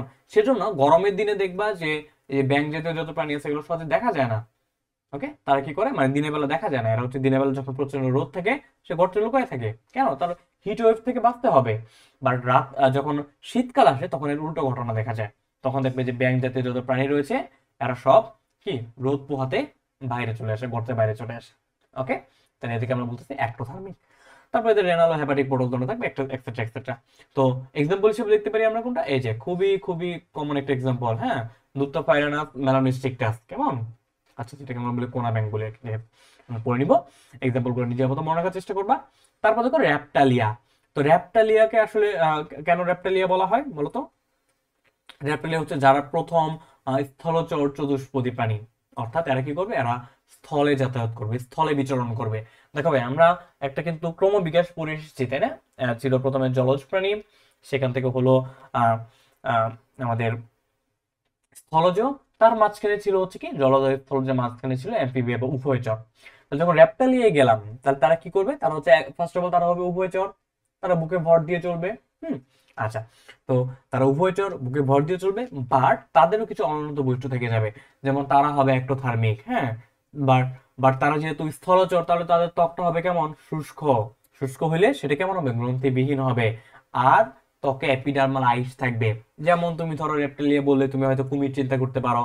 কুমির দেখবা যে উপরে দেহের উপরে আইস থাকে বা শক্ত একটা খোলকের মতো থাকে, তাই না? বা তুমি কচ্ছপের কথা চিন্তা করতে পারবে, দেখবে একটা বর্ম থাকে। বা সাপের কথা চিন্তা করতে পারবা, যে একটা কাইটিনময় একটা খোলস থাকে, যে সাপ খোলস ত্যাগ করে আমরা বলি না। আচ্ছা, তাহলে এই র্যাপটালিয়া বলতে আমরা হয় কুমির নিয়ে চিন্তা করব, না হয় চিন্তা করব আমরা কি নিয়ে, না হয় চিন্তা করবো হচ্ছে আমরা সাপ নিয়ে। তুমি রাসেলস ভাইপার নিয়ে চিন্তা করতে পারো, সচরাচর যেটা বর্তমানে ট্রেন্ড হয়ে আসছে আর কি। ওকে, তারপর এদের স্পেশালিটি হচ্ছে এদের ভ্রূণের পরিস্ফুটনে 4টি বহির্ভ্রূণীয় পর্দা থাকবে। কি কি পর্দা আমি কিন্তু একটা ক্লাসে এক্সপ্লেন করেছিলাম, যে এদের যে ভ্রূণটা হবে, ভ্রূণটা 4টা পর্দা দ্বারা বেষ্টিত থাকবে। কি কি? ওই যে তোমার কি ছিল, অ্যামনিয়ন, কোরিয়ন, তারপর হচ্ছে কুসুমথলি বা ইয়ক্সেক, আর হচ্ছে অ্যানাটোয়েস, তাই না? আমরা জানি। ওকে, তারপর যখন অ্যাভিসে যাব তার আচ্ছা রেপ্টিলিয়া বৈশিষ্ট্যের ভিতরে কি পড়বা? যেমন ধরো যে গ্যাকো গ্যাকো গ্যাকো, যেটা আসলে আমরা গ্যাকো গ্যাকো যেটা আসলে তক্ষক বলি আমরা, তাই না? তারপর ছিল নাজা নাজা, বা এটা হচ্ছে গোখরা সাপ। এগুলো একটা এক্সাম্পল তুমি তোমার মতো মনে রাখবা। আচ্ছা, তারপর যখন অ্যাভিস পড়বো অর্থাৎ পক্ষীকুল পড়বো, তখন কি কি জিনিস মাথায় রাখতে হবে? দেখো, আমরা জলে ছিলাম, আমরা স্থলে আসলাম, মাঝখানে উভয়চর পেলাম, এখন আমরা স্থলেও থাকবো না, এখন আমরা উড়ে যাব। অর্থাৎ আকাশে বিচরণ করব। যে সকল প্রাণী আকাশে বিচরণ করবে তাদেরকে আমরা বলবো অ্যাভিস বা পক্ষীকুল বা পাখি। বুঝতে পারছি? আচ্ছা, তাহলে এদের দেহটা কেমন থাকবে বলতো? দেহটা হবে সারা দেহ, তুমি একটা পাখির কথা চিন্তা করো তো, সারা দেহ কি কিসে আবৃত থাকবে? পালকে আবৃত থাকবে। তারপরে যেহেতু সারা দেহ পালকে আবৃত, আর পালক কি হিসেবে কাজ করতে পারে? অ্যাজ এ ইনসুলেটর হিসেবে কাজ করতে পারে পালক। আমরা শীতের দিনের যে জ্যাকেট গুলো পরি সেগুলো দেখবো অনেক ক্ষেত্রে পাখির পালক দেওয়া থাকে, পাখির পালকের তৈরি হয়। কেন? কারণ এরা হচ্ছে তাপটা ধরে রাখতে পারে। যেহেতু সে তার দেহের তাপকে ধরে রাখতে পারবে, তাহলে আমরা এদেরকে কি বলবো? এন্ডোথার্মিক বা উষ্ণ রক্তমিষ্ট প্রাণী। কেমন? তোমার পরিবেশের তাপমাত্রা যতই বাড়ুক, পরিবেশের তাপমাত্রা যতই কমুক, তার একটা নির্দিষ্ট টেম্পারেচার সে তার দেহে মেনটেন করবে। বুঝতে পারছি? আচ্ছা, তারপরে এদের হচ্ছে চঞ্চু থাকবে। তারপর এদের হচ্ছে অস্থিগুলো ফাঁপা হবে, বায়ু গহ্বরপূর্ণ হবে, এক্সেট্রা এক্সেট্রা। এদের অগ্রপদ ডানায় রূপান্তরিত হবে, যার সাথে তারা উঠতে পারবে। কেমন? আচ্ছা, আর এদের হচ্ছে শব্দ সৃষ্টিকারী সিরিংস থাকবে। আমাদের যেমন কি রয়েছে রয়েছে ল্যারিংস, যেটার সাথে আমরা কথা বলতে পারি, বা যেটাকে আমরা বলি হচ্ছে স্বরযন্ত্র। পাখিরা যে এত সুন্দর করে ডাকতে পারে, তাদের কিচিমিচি শব্দ করতে পারে তাদের সিরিংস এর মাধ্যমে। বুঝতে পারছি? আচ্ছা, এক্সাম্পল হিসেবে তুমি তোমার মতো করে মনে রাখতে পারো। হ্যাঁ, যেমন যে ক্যাপসিকাস সোলারিস বা হচ্ছে আমাদের দোয়েল পাখি। তারপর তুমি কলম্বো লিবিয়া বা কবুতর ক্ষেত্রে চিন্তা করতে পারো। হোয়াট এভার তুমি যেটা মনে চায় তুমি সেভাবে তোমার এক্সাম্পল মনে রাখতে পারো। তারপর দেখো সর্বশেষ উন্নত প্রাণী মাম্মালিয়া, যেটা নিয়ে আমি গত ক্লাস আলোচনা করেছি, অর্থাৎ আমাদের একাডেমিক লেকচার 9-এ মাম্মালিয়া নিয়ে কিন্তু ইন ডিটেলস, এবং আমি সেটা তোমাকে বলতে পারি যে এত ডিটেলসে মাম্মালিয়া আসলে কেউ পড়ায় না। আসলে আমি চেষ্টা করেছি যে তুমি একবার পড়ে পুরোটা ইন্টারমিডিয়েট তোমরা যে ব্যাচই দেখো না কেন ভিডিও করা হতে পারে, সেটা 26, 27, 28 বা পরবর্তী যে কোনো ব্যাচই দেখো না কেন, আমি আমার চেষ্টাটা ছিল যে তোমরা যাতে একটা ক্লাসের ভিতরে একটু হয়তো বা একটু লং ক্লাস, একটু বেশি এক্সপ্লেনেটরি ক্লাস, একটু ডিটেল ক্লাস, বাট যারা পরিশ্রম করতে চায়, যারা বেশি জানতে চায়, তাদের কিন্তু একটু ডিটেলস ক্লাসই করতে হবে। কেমন? তো গত ক্লাসে আমি মাম্মালিয়া নিয়ে বিস্তারিত আলোচনা করেছি। তাহলে মাম্মালিয়া কেন বলেছি আমরা এদের? কারণ এদের কি থাকবে? ম্যামিলারি গ্ল্যান্ড থাকবে এবং মেমারি গ্ল্যান্ড থাকবে। কি থাকবে ভাই? মেমারি গ্ল্যান্ড। মেমারি গ্ল্যান্ড মানে কি ভাই? স্তন গ্রন্থি থাকবে, বা দুগ্ধ গ্রন্থি থাকবে। অর্থাৎ যে সকল প্রাণীরা কি করবে? তাদের সন্তানকে, বা যে সকল প্রাণীরা তাদের মায়ের দুধ পান করবে, বা যে সকল প্রাণীর নবজাতক পরিপুষ্ট হওয়ার জন্য তার মাতৃস্তন থেকে দুগ্ধ পান করবে, তাদেরকে আমরা বলবো ম্যাম্মালিয়া বা স্তন্যপায়ী প্রাণী। ওকে, সবচেয়ে কমন এক্সাম্পল কি বলতো? এই যে তুমি আমি নিজে। তারপর আর কি চিন্তা করতে পারি? তুমি একটা রয়্যাল বেঙ্গল টাইগারের কথা চিন্তা করো না, একটা হরিণের কথা চিন্তা করো, একটা গরুর কথা চিন্তা করো, একটা ছাগলের কথা চিন্তা করো। তুমি জাস্ট মাথায় ভিজুয়ালাইজ করো যে মাম্মালিয়া বলতে আমাকে আসলে কোনটা ভাবতে হবে। মানুষ নিয়ে ভাবতে পারি আমরা, আমরা একটা রয়্যাল বেঙ্গল টাইগার বা বাঘ নিয়ে ভাবতে পারি। যদি আমরা মানুষ নিয়ে ভাবি তাহলে ইজি হয়ে যায়, বাঘ নিয়ে ভাবলে এটা ইজি হয়ে যাবে। তাহলে কি হবে বলতো? এদের দেখবা আমাদের দেহের একটা নির্দিষ্ট টেম্পারেচার সবসময় বজায় থাকে, তাই না? যে প্রায় 98.4 ডিগ্রি ফারেনহাইট, বা আমরা সেলসিয়াসে বলতে গেলে 37 ডিগ্রি সেলসিয়াস। অর্থাৎ দেহের একটা নির্দিষ্ট টেম্পারেচার বজায় থাকে, পরিবেশের সাথে দেহের টেম্পারেচার ওঠানামা করে না, এবং টেম্পারেচার একটু হাই টেম্পারেচার। অর্থাৎ আমরা হচ্ছে উষ্ণ রক্তবিষ্ট প্রাণী, আমরা হচ্ছে বা মানুষ হচ্ছে এন্ডোথার্মিক। ওকে, এগুলো সবই হচ্ছে মাম্মালিয়ার বৈশিষ্ট্য। তারপর সারা দেহ কিসে আবৃত থাকবে? তুমি যদি একটা মাম্মালিয়ার একটা গরুর কথা চিন্তা করো, বা একটা তুমি বাঘের কথা চিন্তা করো, দেখবো সারা দেহ লোম রয়েছে। আমাদের সারা দেহ লোম রয়েছে, তাহলে কি বলবো? সারা দেহ এপিডার্মাল থেকে উদ্গৃত লোম দ্বারা আবৃত থাকবে। ওকে, স্তন গ্রন্থি থাকবে, যেটা পূর্ণ স্তন্যপায়ীতে কার্যকর থাকবে। আর গত ক্লাসে আরেকটা কথা বলেছিলাম, খুবই ইম্পর্টেন্ট একটা ক্যারেক্টারিস্টিক আছে ম্যামালিয়া পর্ব প্রাণীদের, বা ম্যামালিয়া শ্রেণীর প্রাণীদের, নট পর্ব। কোনটা? এদের ডেন্টুরি হাড় থাকবে। ডেন্টুরি হাড় কি? যে হাড় হচ্ছে দাঁত বহন করবে। কেমন? আমাদের নিম্ন চলে ডেন্টুরি হাড় থাকবে না, যেটাকে আমরা বলতেছি ম্যান্ডিবল। ক্লিয়ার? আচ্ছা, তারপর কি থাকবে? বক্ষ গহ্বর, উদর গহ্বর পৃথক একটা পেশিবহুল পর্দা থাকবে, বলেছি যেটাকে ডায়াফ্রাম থাকবে। বুঝতে পারছি? আচ্ছা, তারপর বহিঃকর্ণে পিনা থাকবে, অন্তঃকর্ণে 3টা ক্ষুদ্রাস্থি থাকবে, ম্যালিয়াস, ইনকাস, স্ট্যাপিস। ওকে, তো হৃদচক্রে আবার হচ্ছে দ্বিচক্রী সংবহনতন্ত্র থাকবে, হৃৎপিণ্ডের 4 প্রকোষ্ঠ বিশিষ্ট হবে। এগুলো নিয়ে আমি ডিটেলসে গত ক্লাসে আলোচনা করেছি। আমি জাস্ট আজকে ক্লাসটার উদ্দেশ্য হচ্ছে, যারা এখন পর্যন্ত ক্লাসটা দেখেছো তাদের আমি এই কথাটাই বলতে চাই যে আজকে ক্লাসে আসলে আমি তোমাদের পড়াতে চাচ্ছি না, আমি আসলে তোমাদের ওভারভিউটা দিতে চাচ্ছি, যে তোমাকে যে আমি 9টা লেকচার করালাম, তোমার কতটা তুমি সেটাকে রিক্যাপচুলেট করতে পারছো, বা কতটা তুমি ধরতে পারছো, সেটা জাস্ট একটু তোমাকে মনে করানোর জন্য আজকে ক্লাসটা নেওয়া আর কি। হ্যাঁ, আচ্ছা, তো এই ক্লাসের মাধ্যমে তুমি যদি বুঝতে পারো যে আসলে তোমার কোথায় দুর্বলতা রয়েছে, তাহলে তুমি আমার আগের ক্লাসগুলা সেই জায়গাটা থেকে দেখবা। সেই জায়গাটা দেখবে যে তোমার ধরো তোমার অ্যাভিসের সমস্যা রয়েছে, যে অ্যাভিসটা তুমি ভালো করে বুঝতেছো না, বা অ্যাভিসের ইন ডিটেইলস তুমি জানো না, অ্যাভিসটাকে ফিল করতে পারতেছো না, তাহলে অ্যাভিসের যতটুকু ক্লাস আছে সেটা তুমি দেখে নাও। ওকে, অর্থাৎ তুমি যদি প্রথম থেকে সবগুলো ক্লাস দেখে আসো, তারপরে আজকের ক্লাসটা শোনার মাধ্যমে যদি তুমি বুঝতে পারো যে তোমার সমস্যা রয়ে গেছে, তাহলে তুমি প্রিভিয়াস ক্লাসের ওই টপিকটা আবার দেখো। ওকে, তাহলে আশা করি ক্লিয়ার হয়ে যাবে। ওকে, তাহলে মাম্মালি এক্সাম্পলের ভিতরে আমরা বলতে পারি প্যান্থার ড্রাগন বলতে পারো, তাছাড়া হচ্ছে সবচেয়ে কমন এক্সাম্পল হচ্ছে হোমোসেপিয়ান্স বা আমরা নিজেরাই মানুষ। ওকে, আচ্ছা, এখন দেখো মেরুদণ্ডী প্রাণীদের মধ্যে কয়েকটি উল্লেখযোগ্য পার্থক্য একসাথে আছে, এখানে উল্লেখ করা আছে, এটা বইয়ের একটা চার্ট। ওকে, তো এখানে তোমরা দেখে নিবা যে মৎস্য, উভয়চর, সরীসৃপ, পাখি, স্তন্যপায়ী। আমি যে লাস্ট ক্লাস, গত ক্লাসে অর্থাৎ 8 নম্বর লেকচার এবং 9 নম্বর লেকচারে এই চার্টটার অনুকূলে আমি সুন্দর করে চার্ট করে কিন্তু তোমাদের বুঝিয়ে দিয়েছিলাম, তাই না? আচ্ছা, তো এই চার্টটা দেখে নিলে মোটামুটি তোমার মানে ওভারঅল একটু আইডিয়া চলে আসবে। যেগুলো যেগুলো আমি একটু আগে কথা বললাম সেগুলো এখানে গুছিয়ে রাখা আছে, কেমন? তো তুমি যখন এটা পড়বা দেখবে যে আসলে অনুন্নত থেকে ক্রমাগত উন্নত বস্তুগুলো তুমি বাম থেকে ডান দিকে পাবা। হ্যাঁ, যদি আমি একটু দাগাই দিই যে দেখো সবার বামে আছে মৎস্য আর সবার ডানে আছে হচ্ছে স্তন্যপায়ী, তাই না? স্তন্যপায়ী। তুমি যখন বাম থেকে ডানে আস্তে আস্তে যাবা তুমি আসলে কি পাবা বলো তো? তুমি আসলে অনুন্নত থেকে, হ্যাঁ, অনুন্নত থেকে উন্নত দিকে যাবা। ওকে, অনুন্নত থেকে অর্থাৎ অনুন্নত বৈশিষ্ট্য থেকে, অনুন্নত থেকে আস্তে আস্তে উন্নত প্রাণী গোষ্ঠীকে পাবা। ওকে, অনুন্নত থেকে উন্নত প্রাণী গোষ্ঠীকে পাবা, বুঝছো?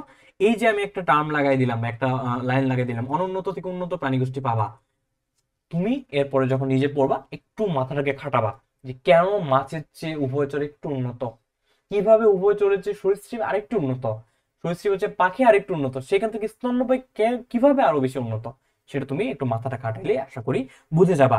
এবং অবশ্যই আমি আশা করবো প্রিভিয়াস লেকচার গুলো করেছো, তাহলে এটা নিয়ে আর কোনো কনফিউশন থাকার কথা না।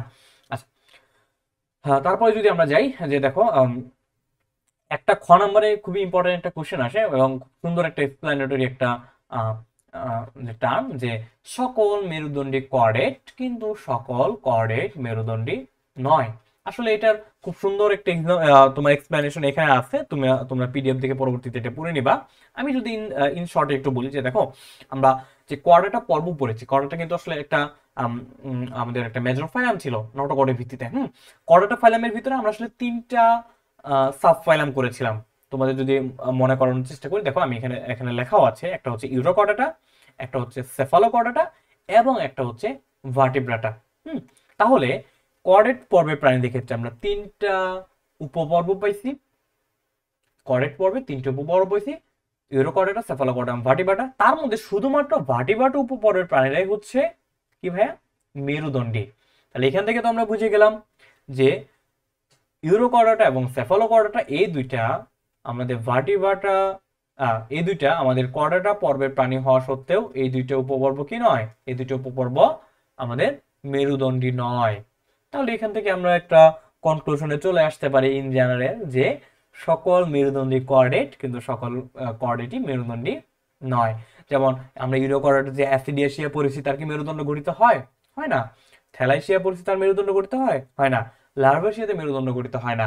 সেফালোকর্ডাটাদের যে আমরা পড়েছি সেখানে কি মেরুদণ্ড গঠিত হয়? হয় না। শুধুমাত্র ভার্টিব্রেটদের মেরুদণ্ড গঠিত হয়।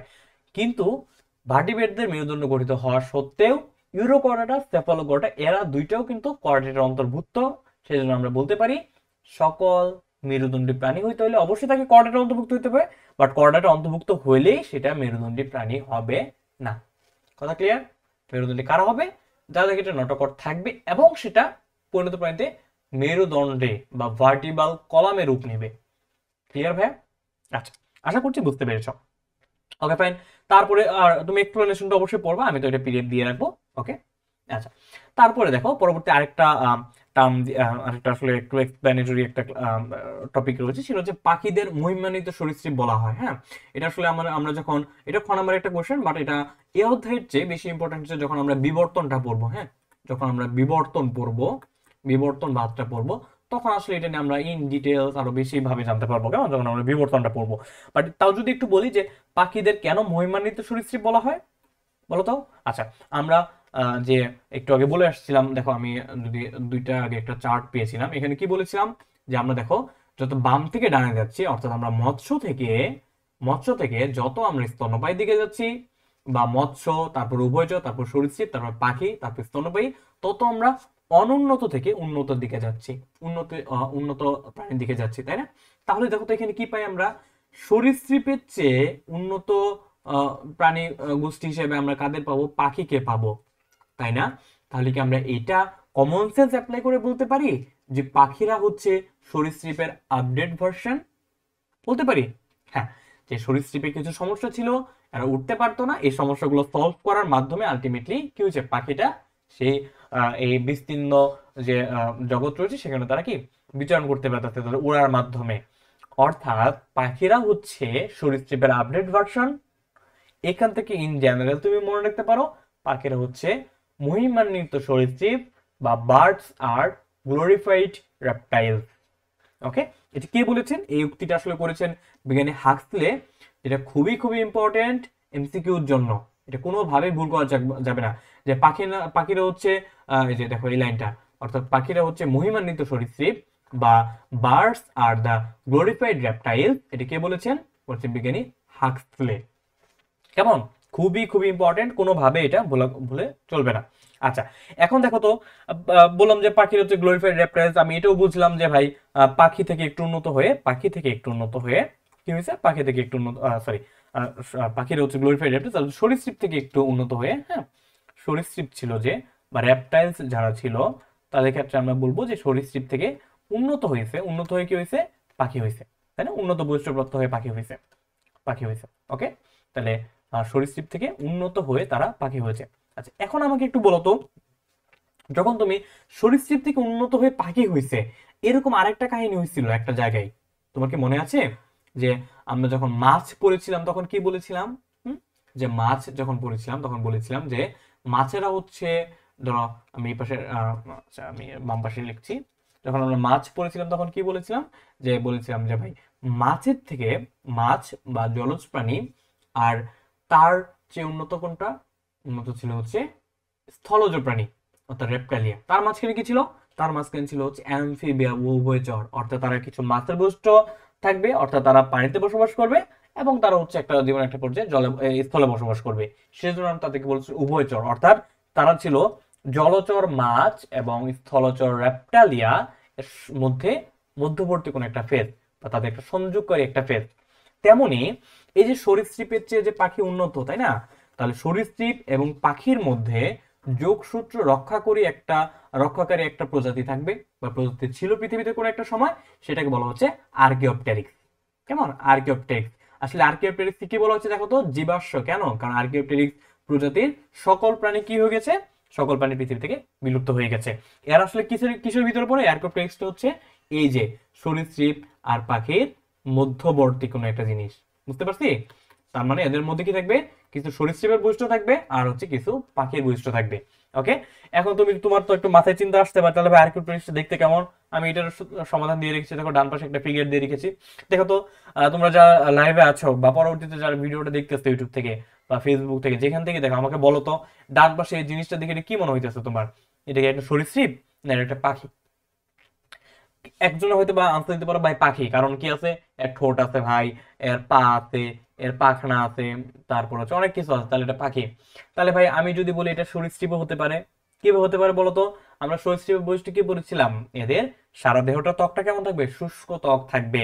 হুম, তারপরে সরীসৃপের ক্ষেত্রে তুমি দেখবা যে এদের আরো কিছু বৈশিষ্ট্য থাকবে, যেমন আহ এদের ক্ষেত্রে হচ্ছে তোমার যদি বলতে চাই যে সরীসৃপের যে হৃৎপিণ্ডটা যে রয়েছে সেটা হচ্ছে অসম্পূর্ণরূপে চার পুষ্টি হবে, অর্থাৎ সম্পূর্ণ ভাবে রূপান্তরিত হৃৎপিণ্ড থাকবে না। আবার সরীসৃপের দেহটা হবে একটু ভারী। তুমি একটা সরীসৃপের কথা চিন্তা করো, একটা কুমিরের কথা চিন্তা করো বা একটা কচ্ছপের কথা চিন্তা করো, দেহটা ভারী হবে। এই পাখিকে দেখে কি কোনোভাবে, বা পাখির মতো দেখতে প্রাণীটাকে দেখে কি কোনোভাবে হালকা মনে হচ্ছে? না, এটা কিন্তু একটা ভারী প্রাণী মনে হচ্ছে, তাই না? দুই গঠনগত ভাবে এরা কি ভারী, অর্থাৎ এরা দেখতে পাখির মতো হইলেও এর মধ্যে কিছু সরীসৃপ বৈশিষ্ট্য রয়েছে, কিছু পাখির বৈশিষ্ট্য রয়েছে। সেজন্য এই আর্কিওপটেরিক্স যেটা রয়েছে, এই যে ডান পাশে যে ফিগার দিয়েছি আমি, এটা কি বলা হয়? এটাকে বলা হয় সরীসৃপ এবং পাখিদের মধ্যে মধ্যবর্তী সংযোগকারী যোগসূত্র। কেমন? এটা হচ্ছে তাহলে এই আর্কিওপটেরিক্স। সেজন্য দেখো, যেহেতু সরীসৃপ এবং পাখির মধ্যবর্তী সংযোগকারী কোনো যোগসূত্র রয়েছে এবং ক্রমান্বয়ে সরীসৃপ তার অনুন্নত বৈশিষ্ট্যগুলো হারিয়ে ক্রমান্বয়ে বিবর্তনের ধারাবাহিকতায় পাখিতে রূপান্তরিত হয়েছে, তাহলে আমরা এখান থেকে বলতে পারি যে সরীসৃপ পাখিরা হচ্ছে মহিমান্বিত সরীসৃপ বা আপডেটেড সরীসৃপ বা বিকশিত সরীসৃপ। অর্থাৎ সরীসৃপ যেগুলো রয়েছে সেগুলো বিকশিত হতে হতে বিবর্তনের কোনো একটা ধারাবাহিকতা এসে তারা উড়ার সক্ষমতা অর্জন করেছে, তখন তাদেরকে আমরা বলতেছি পাখি। বুঝতে পারছি? বাকিটা এক্সপ্লেনেশনটা তুমি যখন এই পিডিএফটা পড়বা তোমার ক্লিয়ার হয়ে যাবে। কেমন? আচ্ছা, কে বলেছেন birth of the glorified reference? বলেছেন বিজ্ঞানী হাক্সলে, থমাস হাক্সলে। কেমন? আচ্ছা, তো এই পর্যন্ত ছিল আমাদের মোটামুটি আজকের ক্লাসে বিস্তারিত। দেখো আমরা মোটামুটি কিন্তু আজকে একটা ক্লাসে আমি বলেছি যে রিভিউ করব, হ্যাঁ, জাস্ট পড়াটা রিভিউ করব। তোমরা যারা হয়তো আগের ক্লাসগুলো করেছে সবগুলা, তোমাদের এই অধ্যায় সম্পর্কে মোটামুটি ভালো আইডিয়া রয়েছে। তাহলে ভালো আইডিয়া রয়েছে। তো তারপরে হচ্ছে আমি জাস্ট চেষ্টা করলাম একটু তোমাকে একটু ওভারভিউটা দেওয়ার, জাস্ট একটা অধ্যায় পড়তে হয় কিভাবে বা কি টাইপের কোশ্চেন হতে পারে বা কি কোশ্চেন আসে, হ্যাঁ, কাইন্ড অফ যে একটু ওভারভিউ দেওয়া। যদি এটা ওয়ান শট ক্লাস বলা যাবে না, কারণ এটা জাস্ট একটা ওভারভিউ, একটা রিভিউ ক্লাস। একটা অধ্যায় যেহেতু আমি অনেকগুলো ক্লাস নিলাম, প্রায় 15-16 ঘন্টার ক্লাস হয়েছে। তোমরা যারা কষ্ট করে আগের ক্লাসগুলো করবে তাদের জাস্ট কষ্টটা একটু আসান করার জন্য, একটু জাস্ট তোমার যে রিমেম্বার যে ক্যাপাবিলিটি একটু বাড়ানোর জন্য বা একটু ভিজুয়ালাইজ করার ক্যাপাবিলিটি বাড়ানোর জন্য আজকের এই ছোট ক্লাসটা নেওয়া। যাই হোক, আশা করছি তোমরা ক্লাসটা করে উপকৃত হয়েছো।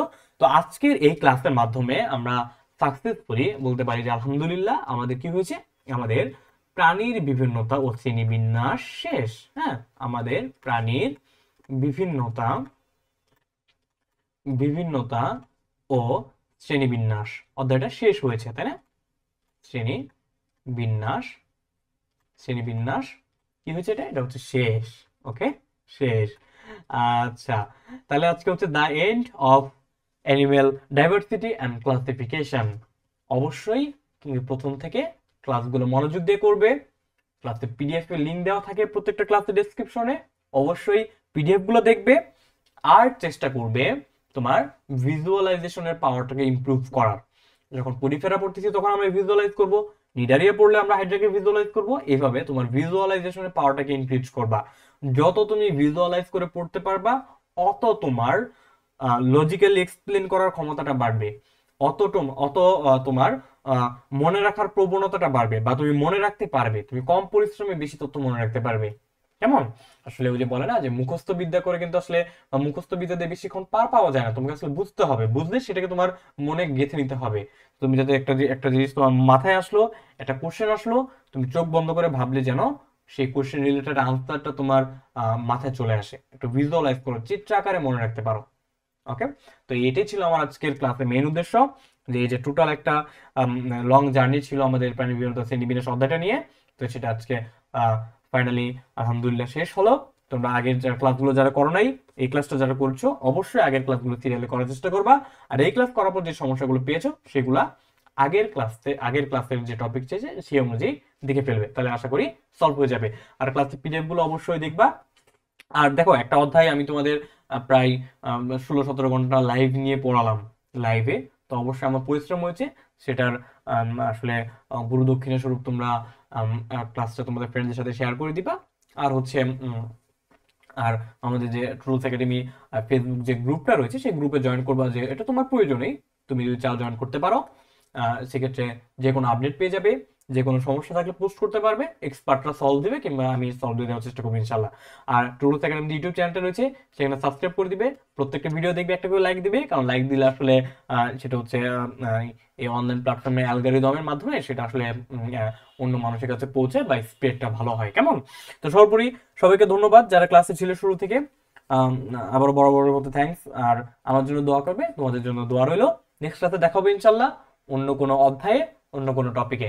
আপডেট জানার জন্য আমাদের ফেসবুক পেজে ফলো করে রাখিও, আমাদের ইউটিউব চ্যানেলটা ফলো করে রাখিও, আমাদের ফেসবুক গ্রুপে অ্যাড থাকিও। ওকে, দেখা হচ্ছে নেক্সট ক্লাসে। আল্লাহ হাফেজ, আসসালামু আলাইকুম ওয়া রাহমাতুল্লাহি ওয়া বারাকাতুহু।